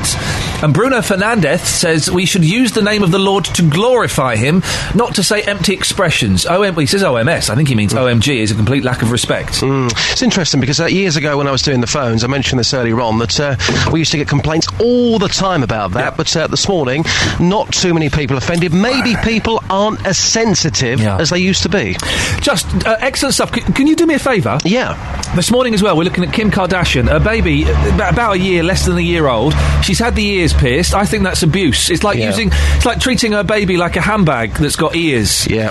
Can you even get some voices on that for us, please? I totally agree. I was 15 when I had my ear pierced. Sorry? Biggest mistake of my life. Really? Wow. Yeah. Wow. And I know some of the mistakes you've made. Yes, exactly. To herald that. Justin, we'll speak to you later on. Excellent stuff, mate. Thank you very much. OK, so we were speaking to Peter from Walmer Green, who wanted a good old whinge. And during that conversation, I was reminded that in the 1970s, my mother carried around in her handbag smelling salts and a fruit knife. No idea what smelling salts are or how they work, but in case someone had a touch of the vapours or got a bit fainty, everyone would have some smelling salts. It was de rigueur. You're too young to remember this, aren't you, Kath? You probably just way missed too this. Young. Do you remember the? Wow. Do you remember the smelling salts ever coming out? I remember us playing with them. I remember smelling salts was weird. What do they smell like? Smelling salts? Yeah, but what do they smell like? Smelling salts? Yeah, but what do they smell like? Smelling salts? Yeah, but what do they smell like? Smelling salts. Describe the smell. Smell of smelling salts. Bitter? No, I'm not really. Acrid? Scenty? It was a tiny little bottle. Lavender? And it had cotton wool in it. Yeah. And underneath the cotton wool were like tiny little sort of pellets, tablets. Yeah. And we used to play with it as kids. What did it smell like, though? Smelling salts! So describe the smell. OK, imagine the smell of smelling salts. That's the smell. OK, so that's the smell. Jessica, I'm right, aren't I? You're a nutter, you really are. I beg your pardon? Now listen, these things are called Mackenzie smelling salts. Yes. And they are, I'm not sure whether they're still obtainable, but not over long ago, I bought one for a friend of mine from Boots in Bletchley. I've forgotten how much they were, but you're quite right. They do actually smell of ammonia. That's what I said. And it's a very acrid smell. Yeah. To me, it's not unpleasant, but some people, they go, oh, and nearly, they blast their heads off. They've got like a lot of little crystals inside. Is there cotton wool in there? Yeah, just in the lid. And is it a tiny little bottle? Yeah, you can hold it very comfortably in the palm of your hand. Why did your friend want smelling salts? I don't know. Oh. Probably because I had one. Oh, so because I happened to say to her that I'd got it, and she said, "Oh, it's ever so handy when you've got a bunged up nose if you've got a cold." Oh, does it clear a bunged up nose as well? Yeah, it sure does. Oh. I can remember once being in the office. And one of the ladies banged her hand by shutting the safe door on her fingers, and she passed out. And I promptly came up with my little smelling bottle and brought her around. Oh, listen, can I get right? Okay, this is the phone in for the next hour of the show. Have you ever brought someone around or been revived by smelling salts? 08459 455 555. Now, the other thing you were asking about is the small fruit knife. Yep. I also have one of those. What, even now? Yes, even now. You're not allowed to. Hand. Now, the reason I have it It is rather an attractive little thing with a mother-of-pearl handle, and it belonged to my dad. Now, that's why I keep it. Now, the last time it was used, this sounds rather odd, but I was on a coach going to Heathrow, and something happened to the door when it was opened and it got stuck. And the driver said, "Has anybody got a small knife?" And I was the only one who's got one. He was looking at all these gangster boys at the back. They're going, "No, sir, not me, sir." Everybody said, "Fancy having a knife?" Jessica, you're very... Can I... I'm going to assume that you're over 65. I'm 86. 86? Yeah. You're not allowed to carry a knife anymore. Oh, I don't care. I've got one. Yeah, no copper's going to take you, are they? Oh, dare say I'll probably thump him one. Jessica, oh, blimey, look at you. We talk about broken Britain from the point of view of the youth. It's the elderly people. Jessica, you're a good sport. Thank you for your call. Okay. Take care. Bye-bye. There we go, you see. Well done. She's tooled up. She's tooled up, ready for the max. And if someone faints when she pulls the knife out, she can revive them and then cut them. That's what she can do.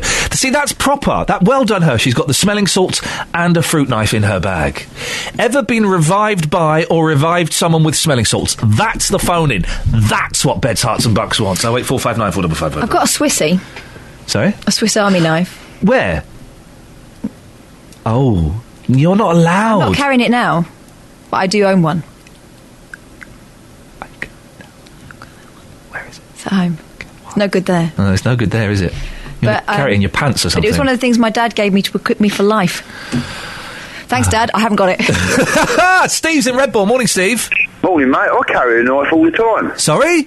I carry a knife all the time. What? Why? Well, I'm cutting bales open and that. I've always got to have a knife on me. Well, if it's for work, Steve, then well done you. Congrats. Many congrats. Yeah, as for smelling salts, my dad used to carry a pot in his pocket all the time, and he used to look at people, find the mug, and he'd say, "Hey, have a quick draw of that'll keep your head clear." And they used to near on fall on their knees with it. It's a strong old smell, isn't it? It certainly knocks you for six. Yeah, there was Mackenzie's, and he had another bottle which come from, I think it was Spain or somewhere like that, and it was like 3 times the strength of Mackenzie's. That's Spanish. Mackenzie sounds like a little bit of a lightweight. That's Spanish stuff, because it's like European strength. Well, everything is stronger over in Europe, isn't it? You know where I'm going with that. Yeah, and then another thing, he was on about the snuff. Do you remember when you used to see the old boys walking along the road with the 2 rivers running down underneath their nose? I don't... What? Because they've been snuffing?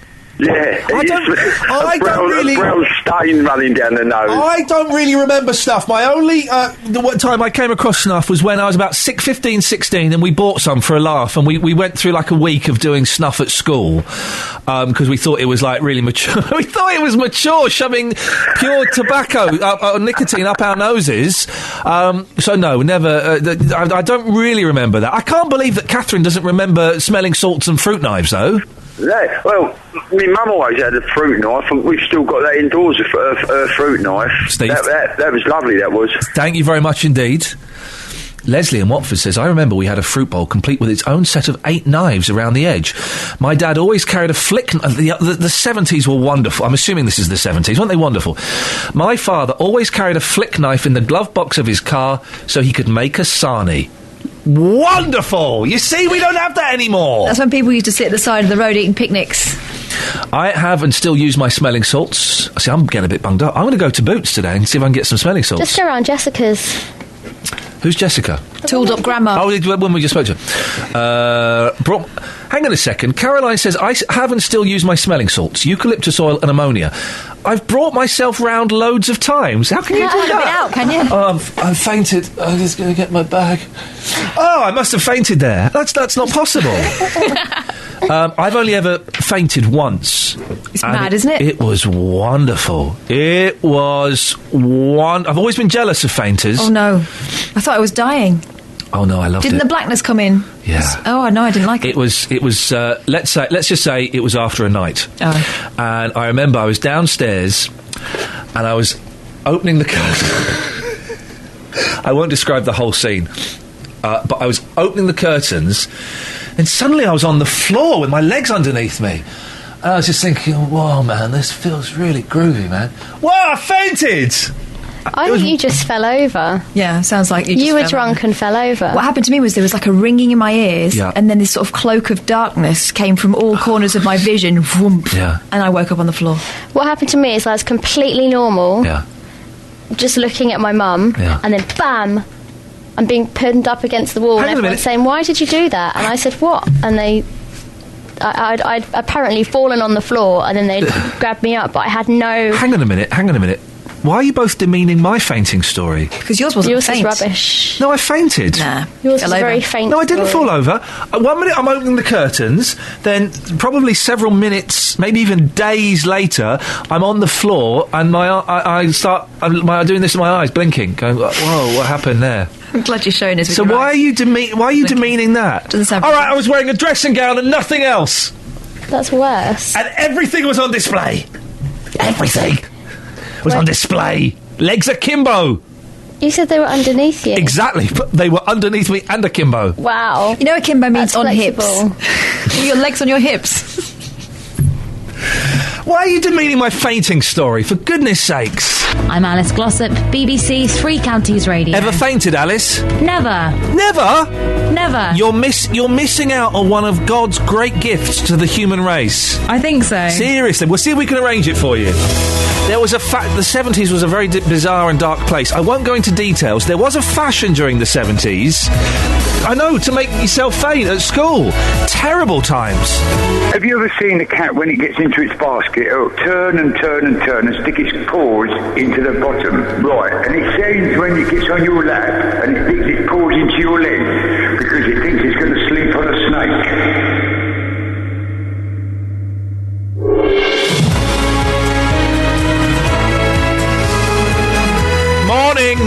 Morning. Lots to talk about.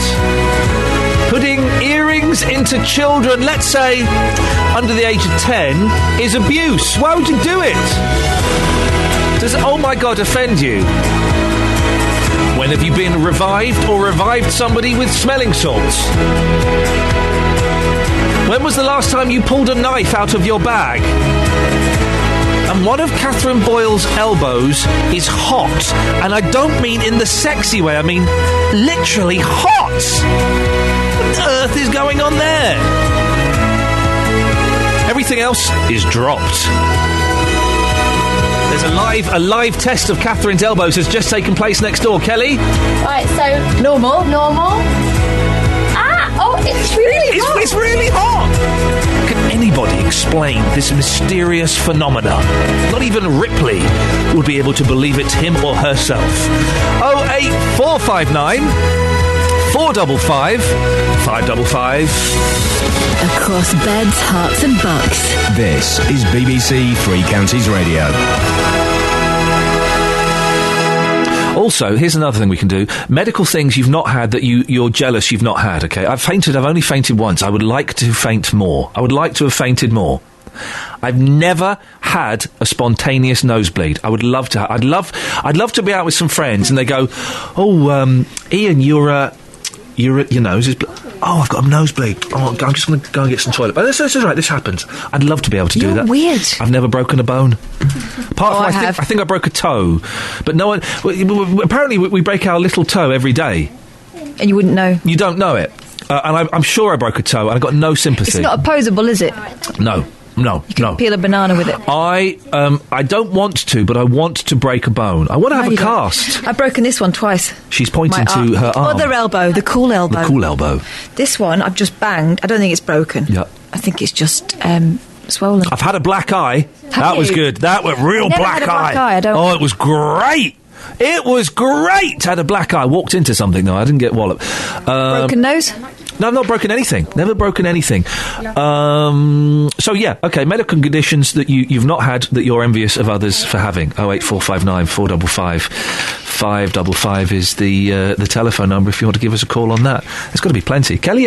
Lots of people ringing about Catherine's hot elbow. Oh, really? Calls coming soon. Wow, this is turning into a thing. Suddenly, the whole show is taken on a life of its own. 08459 455 555. Slightly more serious things. A Hertfordshire woman has been jailed for stealing more than £20,000 from two elderly women in her care. 61-year-old Elizabeth Hedger had been hired to look after the 91 and 88-year-old sisters from Welwyn when she helped herself to their savings to fund her gambling addiction. When they found out what she'd done, the sisters were extremely reluctant to press charges. She'd been working for them for 7 years. Well, I'm joined now by Dr. John Beer, who's Chair of Action on Elder Abuse. Good morning to you, John. Morning, Ian. How big a problem is financial abuse against the elderly? A prevalence survey reckons there are 500,000 incidents of abuse of older people a year, and 20% of those, but rising, are financial abuse. So 100,000 items a year, we reckon. Who's generally doing it? Well, everybody. I mean, obviously, the potential for relatives to do it is very great when they look after mum or dad's affairs, and that comes to the notice of the law and the court from time to time. Often when one daughter or son discovers that the other one's ripping off mum's money. But it happens in care homes, it happens with private carers, and we think, partly because of the number of older people, but partly, economic hardship. People think, oh, well, they won't miss a few hundred, and that's how it can multiply up to figures like 20,000. Is that, I mean, this case is slightly different. Elizabeth Hedger was a carer, and she obviously had issues with gambling. I'm interested in what you said about family members doing it. Are you saying that children often do it? Oh yes. I mean, Action on Elder Abuse runs a helpline, and a number of calls we get are people saying, "I think my brother's stealing from my mother," and it can be the relative who's living with the parents and looking after them, or it can be one who lives miles away but perhaps has access to their bank account. That's because my mum's in care, and I have power of attorney, as does my sister, and I have full access to her bank account, and I am very meticulous. Any time I take some money out of mum's account to pay for something for her, I always declare it to my sister. I always make sure. It strikes me odd that you could do that to a family member. Well, I'm afraid not all families are good and decent. And yes, I mean, my own family, I mean, you feel that you're in a position of trust. And of course, there's some paint this badly for everybody. Most relatives are meticulous and want to, take that position of trust and look after mum or dad's affairs properly. But a lot do not. This case of this Elizabeth Hedger, she took £20,000. She got sentenced to a year. What do you think about a year? Well, I mean, this is another interesting point. The law tends to look fairly leniently on this. I can't believe that there are sufficient prosecutions for people to think that they run a risk. I mean, if you went and stole £20,000 from, a shop, I mean, if or a bank, you say you took £20,000, do you think you'd get away with a year? No, I think it would be treated much more seriously.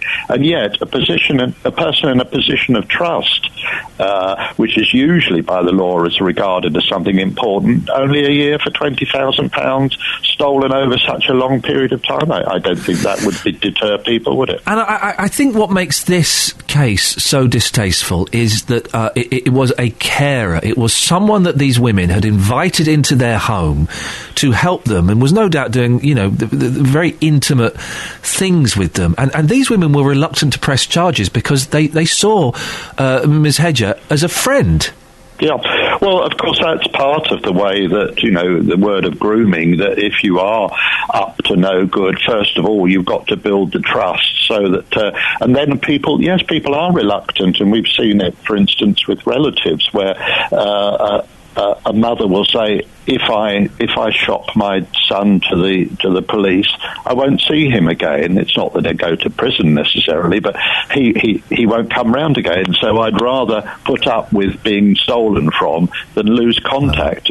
And that's the position you're in. And if you're lonely and isolated, somebody who cares enough about you to look after you, you're going to turn a blind eye to it. John, is there anything we can do as neighbours, as family members? Is there anything we can do to protect vulnerable people? Well, perhaps what we first ought to do is those of us who are getting on in years, but certainly by a time, making sure we've all got wills, making sure we've all identified who we would want to have power of attorney for us, somebody that we trust, so that if we do start to get problems with our memory, we have already made it as safe as we can. And then, of course, yes, you look after, if you see somebody that looks worried or anxious, an older person that then ask them, what are you worried about? Look into it and show that care. And of course, the other thing I would say is we do run a helpline, and we're always available to respond to people's calls and advise them about what they could do about it. And we wouldn't be shopping them to the police, but we would be advising people how to manage it. And people can find the helpline if they look online or call direct inquiries, I suppose. Well, two things. I mean, I'll give you the number in a second, which is 0808 808 8141. But if you Google Action on Elder Abuse, it's all there, and our advisors would be there to help people. John, good luck. Keep fighting the good fight. Dr. John Beer, Chair of Action on Elder Abuse. I can't imagine a family like a child of someone elderly plundering. Do you know what? No, actually, I can imagine it. I can imagine it quite easily. There's a sense of entitlement with some people, isn't there? Yeah. They're going to get it anyway. Why not have it now? Yeah, and I can. Do you know what? I can also see it as well if someone's in a care home and they're paying extortionate care fees that they think are unfair. Them going, well, actually, we might as well have a little bit of that. I can kind of understand. How awful, though. How awful indeed. John, thank you very much.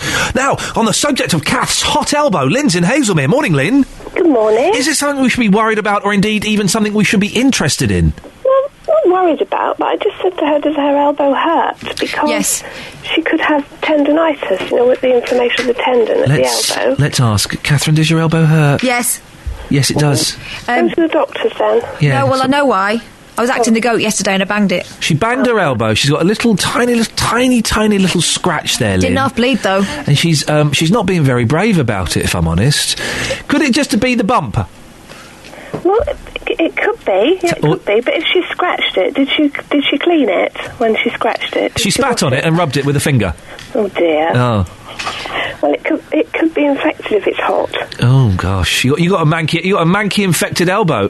Amputation, Lynn? Because I've got a fruit knife. No, I don't think that's very nice. Smelling salts? Well, it might help. Yeah. Tell you what, I really need a cup of tea. Yeah, so do I, girls. I think you should treat her to a nice cup of tea. Funny you should say that. Yeah. Biscuit would be lovely. Hobnob. The milk's off. No, I've got milk. It's off. Not the one I bought. I smelt it this morning. I bought it yesterday. It's off. No, you're sniffing the wrong one. Maybe it's just the rim it's that the you're one sniffing. that says breakfast on it, and I think it's been left out. There's two breakfasts. One was what I bought, and I used all of that this morning. Yeah. That was nice. Lynn, do you see what you've started now? I'm very sorry. You've made my milk go off. Lynn, thank you very much indeed. Has that milk really gone off? I bought that yesterday. Bring it down and you can smell it. What the flippin' heck is going on? No, fudge and pickle, don't say that Sorry, anymore. what the fudge and pickle is going on with that fridge? Don't know. Who do I complain to? Steal some milk. Okay, from who? No! JVS. From the cartons of milk. Not JVS. Not JVS. I'm not saying steal his milk. I'm saying use the cartons of milk that we have in the drinks machine. From JVS. I'm not getting it from him. I don't want you to get JVS's milk. I'm saying use the cartons of milk from the drink machine. JVS's milk from the fridge. No. What? What about Simon on news? Yeah, Nick Simon Oxley's. He won't care. Okay. I'm Alice Glossop, BBC Three Counties Radio. Nits. Alice? Nits. Ever had nits? I haven't, no. Oh, see, I've not. Oh, wait, no, I have when I was little. Ah, what was it like? I think it was probably not very nice. Could you see them? No, but you combed them out and then you could see them. Yeah. The little tiny thing. Alice, thank you very much. So this is. You can see them. I wouldn't mind having nits. Oh, you would? No. You feel very drained with them. What do you mean? My sister's a teacher and she said when you have a child with nits, you can tell if they have them for too long, they start to look very drained. Wow. Oh, I want nits. No, you won't like it. Diseases that you've not had that you'd like to have. 08459 455 555. It's up there with famous handkerchiefs. Ever had nits, Jonathan? Oh, yeah. Have you? Yeah. Did it leave you feeling drained? I don't know, it was a long time ago. Yeah. Very long time ago. I wouldn't mind it. What? I'm just saying diseases you've not had that you wouldn't mind having. You've never had nits? Never had nits. Don't be silly. Of course, everyone's had nits. Well, not everyone's had nits. Really? Yeah. Everyone's had chickenpox. You're confusing the two. No, not everyone's had chickenpox. Why? Who's not had chickenpox? I know people who haven't had chickenpox. Oh, well, are they adults or the children? Yes, adults. Well, very dangerous. Exactly. They could actually die.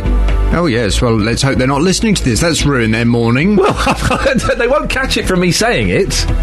How can you not have had nits? You've got children. Surely they must come home riddled in the things. No. We'll discuss this in a second. BBC Three Counties Radio. I remember the nit nurse. Yes. Remember her vividly. White coat, white hair. And I was always disappointed when... are you doing a coffee run? Yeah. Do you remember when you said? Oh, yeah. Yeah. I'm not using your milk, JVS. No. Kels, use his milk. It's all right, you got my permission.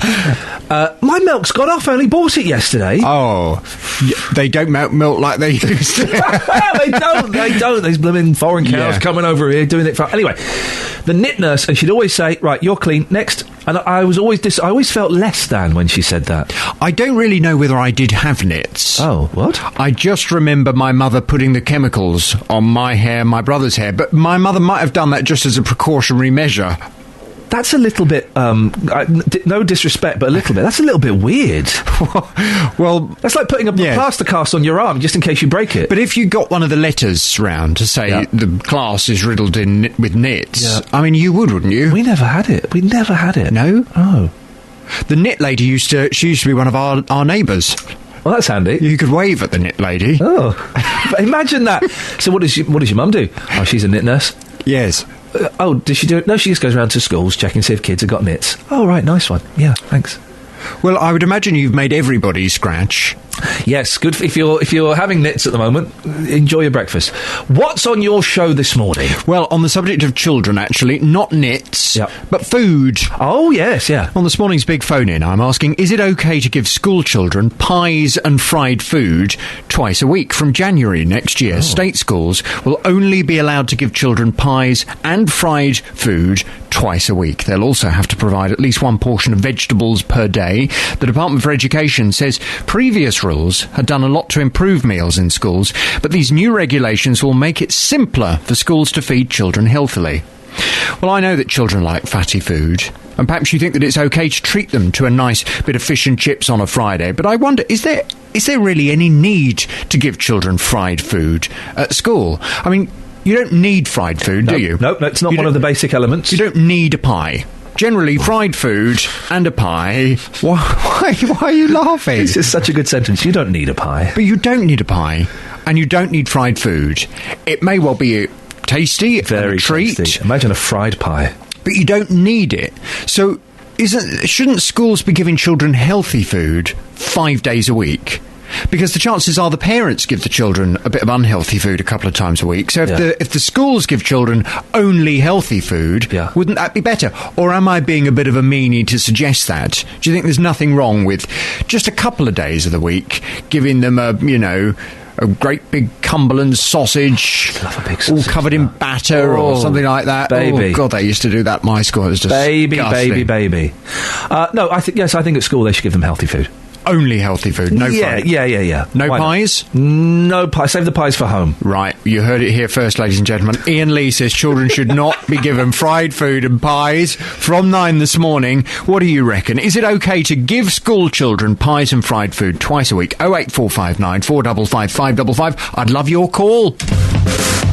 Across beds, hearts and bucks. This is Iain Lee. BBC Three Counties Radio. I'm sure I saw something jumping around in Jonathan's hair while we were doing it. What on earth are you doing? I've wrapped my headphone cable around my wheels. Okay.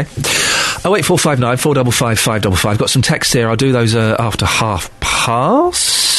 But now the big tour is in Bletchley this week, where people have mixed feelings about plans to regenerate one of the town's most run-down areas. The Lakes Estate was built back in the 60s, and it's set for a little bit of a facelift with new housing and the possibility of demolition for a rather shabby block of flats called Serpentine Court.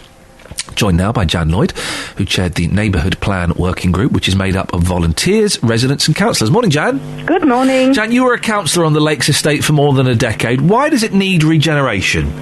Because it's very old and it's no longer fit for purpose in many aspects. It was built as London Overspill before Milton Keynes, so one would expect it to be needing some more than a facelift. Give me a couple of examples of what you think is wrong with it, where it can be improved. Well, in the run-up to this interview, it was mentioned Serpentine Court. Yeah. Serpentine Court, particularly, is no longer fit for purpose. It's full of condensation. It's extremely expensive to maintain, and it's not actually possible, in my view, to maintain it to a standard that the people living there deserve. So that's going to be demolished, isn't it, and replaced? This is the idea. Yes, I have to say that the plan that we're talking about has not got specific plans for what's going to happen. That's still up for grabs. Okay. So this is an overall idea as to what needs to be done, and the people on the lakes are well aware that without some additional properties being given, none of the benefits will accrue. We spoke to Jeanette Marling from the Lakes Estate Residents Association earlier, and she says that people haven't been consulted properly and fears that the new developments are an excuse to hide away the rest of the Lakes Estate. What would you say to that, Jan?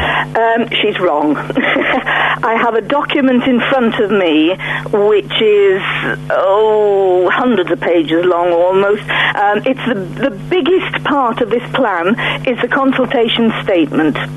It is enormous. It has every consultation comment, whether at the consultation meetings, at the workshops, at the seminars, and it is huge. There has been an enormous amount of consultation starting way back in 2007 at the Place Check. Jeanette has been a part of the Task and Finish group that I chaired, so she's been consulted regularly on that, and there are hundreds and hundreds of consultation reports, the things that individuals have said. I'm afraid that idea that consultation has not happened is incorrect. Jan, listen, no doubt we'll be speaking closer to the time this happens. I know this is still got a couple of years to go, but thank you for your time. Jan Lloyd, 08459 455 555. Across beds, hearts and bucks. This is Iain Lee. BBC Three Counties Radio. Steve's in Dunstable! Oh, yay, oh, yay. Oh, yeah! Hey, Steve is in Dunstable, spouting a load of rubbish! Yeah, certainly your rubbish might make more sense. Well, in your tiny world, although I've got to say, Steve, the last few times you've called in, I've agreed with your slightly right-wing views. You're coming to my way of thinking. That's terrifying if that's true. Go on, what you got today, mate? Why don't you, I heard about the elderly being robbed somewhere or whatever, I caught some of that. Why don't the government pay relatives to look after their own relatives at home? Instead of sending them to a nursing home and charging, I don't know, what, £700 a week to look after someone else? It's not always practical, is it? No, well, yeah, they can build extensions. The councils build extensions for disabled people, their houses. So, hang on, you can't go to build an extension every time you need an elderly person needs looking after. And also, it's not always practical for the family. What if they've got jobs? What if they've got kids? I understand that, but I mean, the general, if we can try more to go that way down the line, then surely it'll save the country money, and your own family's looking after you rather than the stranger. The same with children and childcare. Why have a kid and then stick it in the childcare when it's 2 and 3? I mean, if you love your child that much, you wouldn't ship them out, would you? No, but you put them into childcare so you can go to work to set a good example to that child and b pay for them. Yeah, but people that go to work having kids have family tax credit, and it's costing the government, it's costing the country money. You go to work to make the country rich, not to go to work just to think it looks good. You don't understand family tax credit. Family tax credit. I do know. Well, no, you don't, Steve. When I was a kid, you never had family tax credit. You had family allowance. You don't pay for people to go to work. Steve, the family tax credit... I don't care. Well, you don't care in the truth? No, I know what I'm on about. No, you don't. I'll tell you. Family tax credit allows people to go to work, thereby stopping them being on benefits, thereby saving you a shed load of money. Yeah, but then what about the children? So you have kids and you ship them out? No, you're not shipping them out. They're going off. They're being looked after. You're working. You have kids. Listen, you have kids to look after them yourself. You don't have kids because you just want to have a better life. No, and you're right. Better things for them. You're right. You're right, Steve. You don't have kids because you want them to have a better life. You're right. Because you want a better life, but emotionally, you've got to have the kids that are properly brought up. Otherwise, it turns to crime. Steve, you're right. You're right. So I'm on one.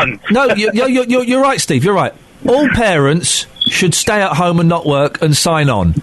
Not all parents. Obviously, if one of them's working, whoever it wants to earn no money, doesn't matter, does it? Okay, so one parent should work, the other parent should stay at home and sign on, yeah? Well, exactly. It's not so much sign. Hold on. It ain't so much sign on. If there's enough money, they won't need to sign on. But what if there's not enough money? What if the one person who's working... Back in the day, we didn't have mobile phones and all this gadgetry we got today. I mean, people would have more money in their pocket. Not sure what that's... Not sure what that's got to do with anything. Go back to the point. What if the one parent who's working isn't earning enough to support everybody? Well, obviously, eventually, the woman or the man, whoever, can get a part-time job. But what if they can't... You have to sacrifice. Well, don't have a kid then. Steve, simple. Thank you very much indeed. He's right. It's simple. Don't have a kid if you want to work. Call 08459 455 555. BBC Three Counties Radio. We have come up with some phoning gold. We're back on fire. Yeah, I'm bunged up. That's what it sounds like. But we're having phoning gold this morning. We are asking diseases or conditions you've never had that you're envious of.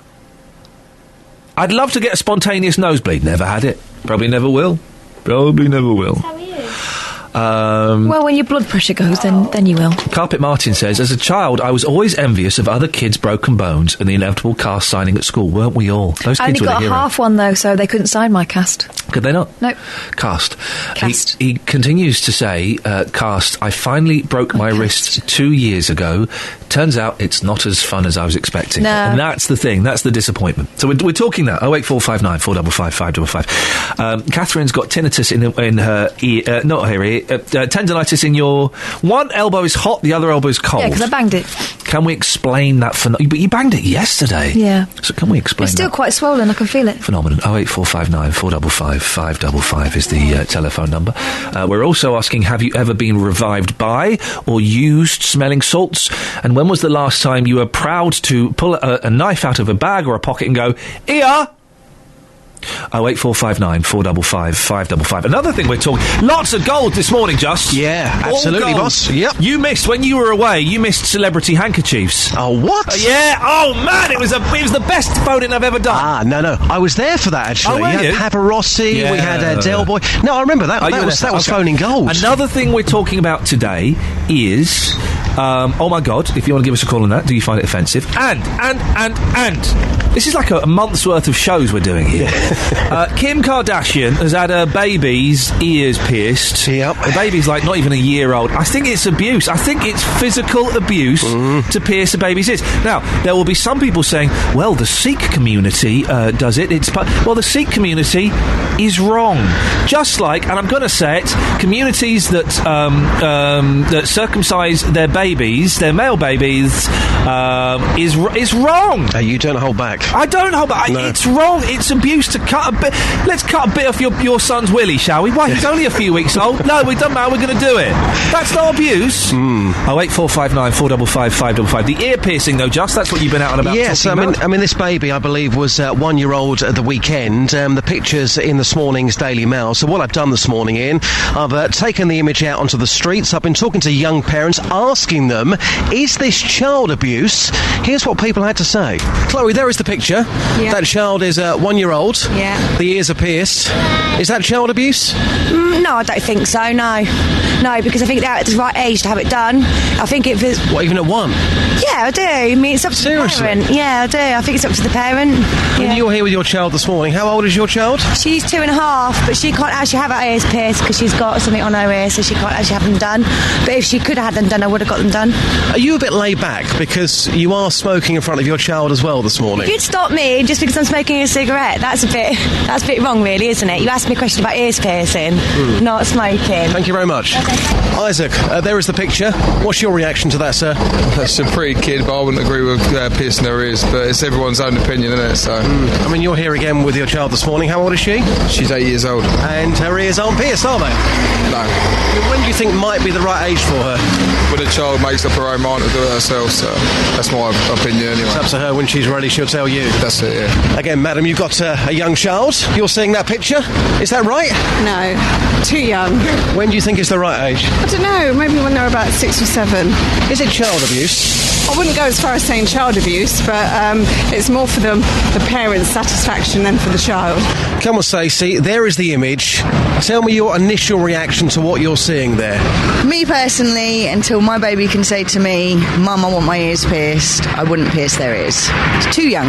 They've got no choice in it, so they should be able to ask for stuff like that. Do you think it's cruel to have a baby's ears pierced at 1 year old? Well, it hurt her. I remember having my ears pierced and it hurt me. And that was your choice. And I asked for it, so that's not a problem. The baby's got no choice in it, so why do it? And it doesn't add any value. It's a little baby. It doesn't need his ears pierced. But then again, they're two famous people, aren't they? So look at my child, look. Exactly. You see the pictures. It's all for show. I want to marry that woman. Was she good looking? She was very good looking, I want to marry that woman because she's bang on. And that first woman... Yep. Gosh, she thinks there's nothing wrong with it. She the only reason she's not pierced her 2.5-year-old baby's ears is because she's got something on her ears. Yep. And then she had to go at you because you picked her up on smoking. Yeah, I mean, Ian, I have to say, the voices there, we had other voices as well, of course, we are tight on time, but only one person who thought that this was acceptable. That was the First Lady you're talking about there. A buggy in one hand and a fag in the other. Oh, Justin. It scares me and it upsets me that people think that would be okay to do that to them. But babies are beautiful. Children are beautiful. Even the ugly ones are beautiful. They are. There's some babies are ugly, but they're beautiful. They're pure. We don't need to do any... They've got, you know, if they're lucky, they've got another 85 years to mess up their bodies and screw up whatever it... You know... Just let them be pure. It's all about show, you know. Here we have a couple of very famous parents saying, look at my child. And again, to go back to a few points in there, a few parents saying, well, that child hasn't got a choice. The time will be right when my child comes to me and says, Mum or Dad, I want my ears pierced. But of course, in this case, the child had absolutely no choice whatsoever. And there we see the pictures this morning of a baby who is just 1 year old with the ears pierced. Justin, excellent stuff this morning. Thank you very much indeed. Sheila's in St Albans. Good morning, Sheila. Good morning. What illnesses would you like to have that you haven't had? I think you're being a little bit insensitive because I've got dystonia. A lot of people. I don't know what that means. Well, look it up on the computer. Or you could tell me? I could tell you it's a problem where the brain says to a muscle, hey, you're going that way, and then the other muscle says, no, I don't want to go that way. Other way. You're off. You're off, and you start... It's not a killer. I wouldn't want that one. Well, right, okay. Would you like what my nephew's got, which is cerebral palsy and Down syndrome? Wouldn't like those ones, no. No. No. So when you say, I'd like to have an illness, you know, there are a lot of us who've got something that we've had no choice whatsoever. Yeah. We can't do anything about it. We can't have an operation. Yeah. And we think to ourselves, you know, if I said, would your sons like to have meningitis? Would you feel, you think to yourself, well, that's a bit unfair, you know? Sheila. Yes. You're not really getting into the spirit, are you? I'm not saying, do you know what? I've not had cancer. I wouldn't mind a bit of cancer. I'm not saying that, Sheila. I'm talking about nosebleeds, nits and broken arms. Well... Get into the... Lighten up, Sheila. All right, what about if you've got someone in the family that happens to have the problem where they break their arms and legs? Oh, Sheila, no. Yellow card. You're not getting involved in the spirit of it, and you know you're not. You've got a chip on your shoulder. Not really, yes, no, Sheila. No. I just think that sometimes when you've said a few things, you kind of think to yourself, oh, that's a little bit insensitive. Sheila, at what point did I say, hey, do you know what? I really fancy having cerebral palsy, because that looks funny. Not said that, Sheila, at all, and you know I've not said that. And I think it's a little bit mean-spirited of you to come on, and you're more than welcome to come on, and I like you, but I think it's a little bit mean-spirited of you to pull that card. Well, I still think that sometimes even the small things like broken bones or whatever can be, for those people, for those children, can be a little bit... Sheila, guess what? I know. You know... What? Yeah, I know.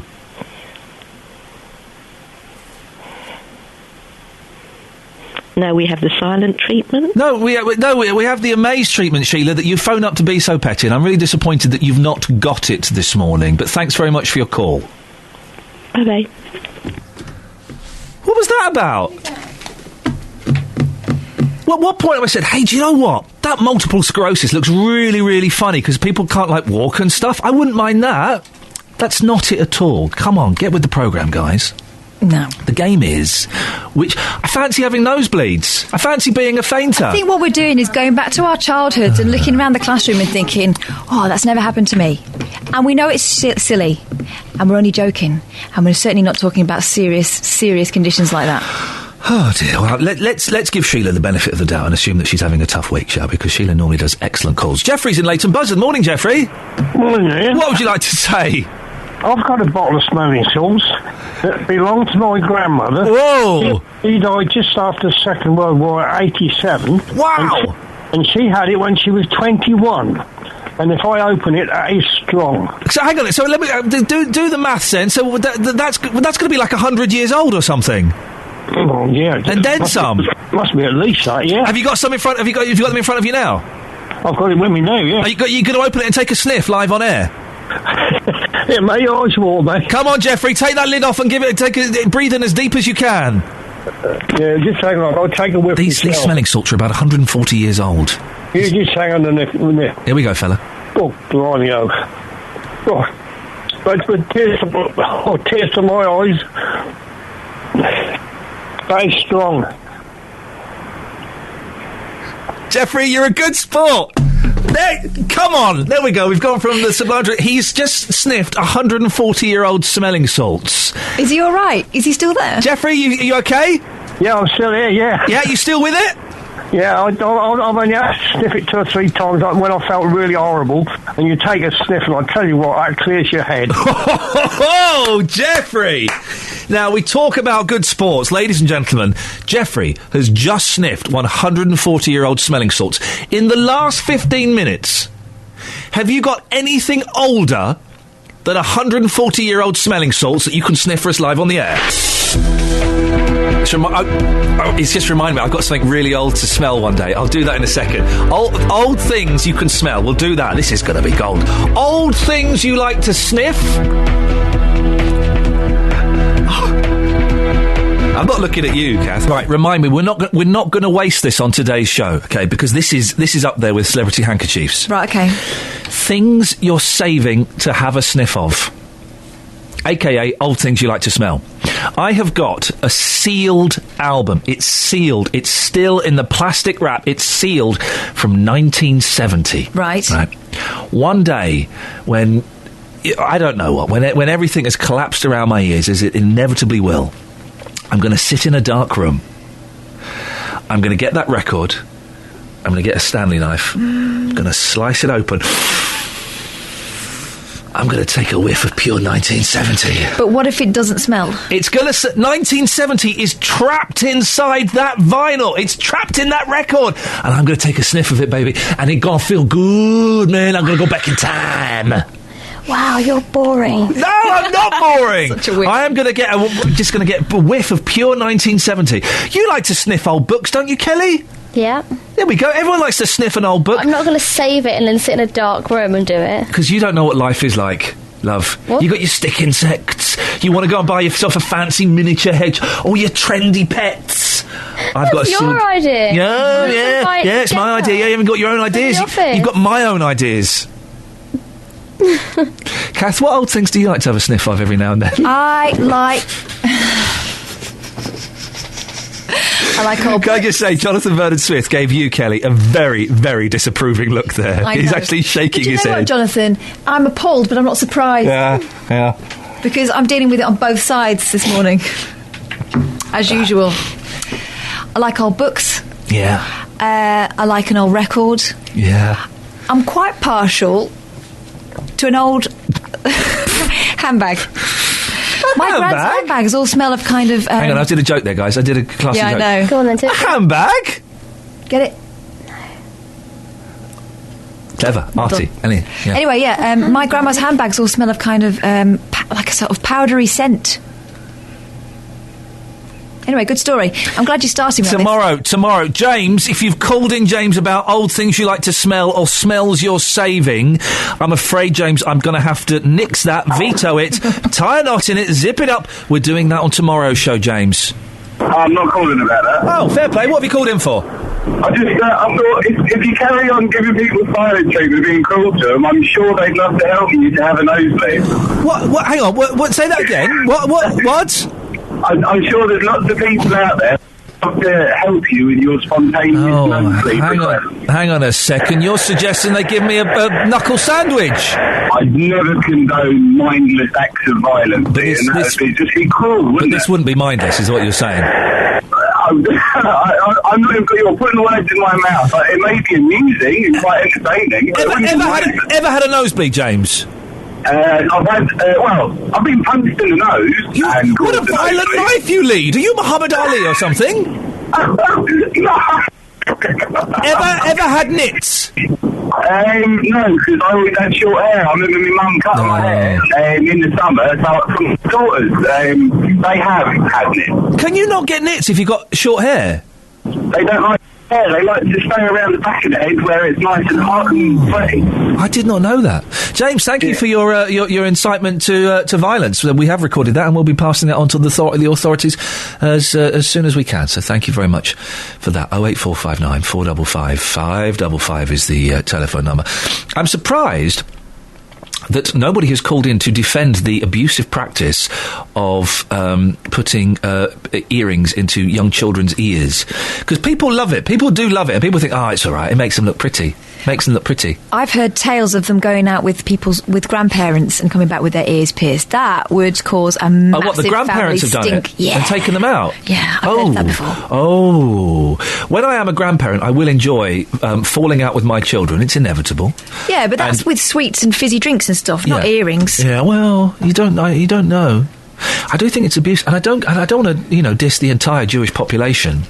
The circumcision thing, man, I don't get it. The Americans do it too, as a matter of course. The Americans do it. They do it. And my youngest had to be circumcised for medical reasons. And it was when they said we're going to have to do this, my heart sank. And it was a real moment of conscience. And we had to do it because he was getting bladder infections. And, we had followed the doctor's recommendation.